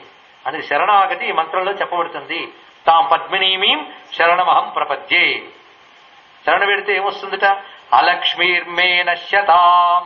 ఇది కోరుకుంటే చాలు. అలక్ష్మి తొలగుగాక, నా యొక్క అలక్ష్మి తొలగుగాక. అందుకే నేను అన్నాను జాగ్రత్తగా ఉచ్చారణ చెయ్యాలి అని. కొంతమంది ఇక్కడ బ్రేక్ ఇస్తూ ఉంటారండి, వింటూ ఉంటాం మనం. తాం పద్మినీమీం శరణమహం ప్రపంచే లక్ష్మీర్మే నశ్యతాం. ప్రపంచే లక్ష్మీర్మే నశ్యతాం. లక్ష్మీర్మే నశ్యత అంటే నాకు లక్ష్మి తొలగుగాక. వెంటనే దరిద్రం. ఇంత శ్రీసూక్తం చదివిన ఎందుకు వచ్చిందంటే అందుకు వచ్చింది. శ్రద్ధలు లేవు మనకి. అసలు చక్కగా చెప్తున్నప్పుడు శ్రద్ధగా వినడం ఎంతమందికి ఉంటుందండి? అటు చూడ, ఇటు చూడ, బాచి చూడ, ఇటువంటి వాళ్ళకి ఏం లభిస్తాయి చెప్పండి ఇక్కడ. అది ఇక్కడ చూడండి నేను చెప్తున్నాడు. ప్రపంచే వెంటనే కలపాలి రెండు జాగ్రత్తగా. అహం ప్రపంచే లక్ష్మీర్మే నశ్యతాం అనగలిగితే పర్వాలేదు.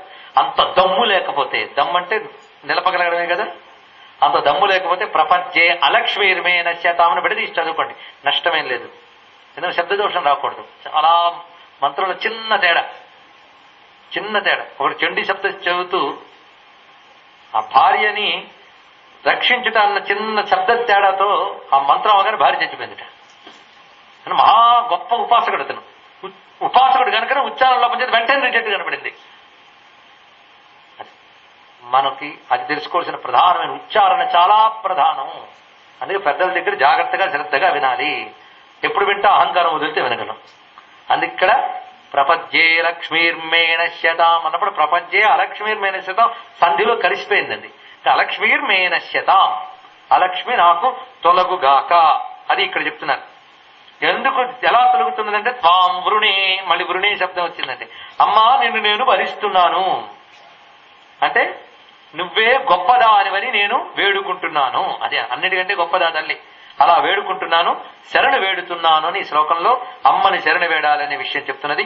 త్వాం వృణీత్వ త్వత్ప్రసాదేన మమ అలక్ష్మీర్వే వినశ్యతు అని దీని యొక్క భావం. ఈ విధంగా అమ్మని శరణు వేయడం వల్ల తొలగుతున్నదేంటి? అలక్ష్మి. అలక్ష్మి అంటే సంపదలకి ఇందాక మనం చెప్పుకున్న లక్ష్మీ గుణములంటే ఏ విరుద్ధమో అలక్ష్మి అండి. దరిద్రాలు, ఆ దరిద్రాలన్నీ తొలగుగాక. ఇంకేం కావాలండి? ఈ మంత్రంలో ఎంత చక్కగా ఉన్నదో. కనుక ఇప్పటి వరకు మనం ఎన్ని రుక్కులు చెప్పుకున్నాం? 5 రుక్కులు అయ్యాయి. ఇంకా 11 రుక్కులు ఉన్నాయి మనకి. చక్కగా రేపు పూర్తి అయిపోతాయి, ఏం పర్వాలేదు.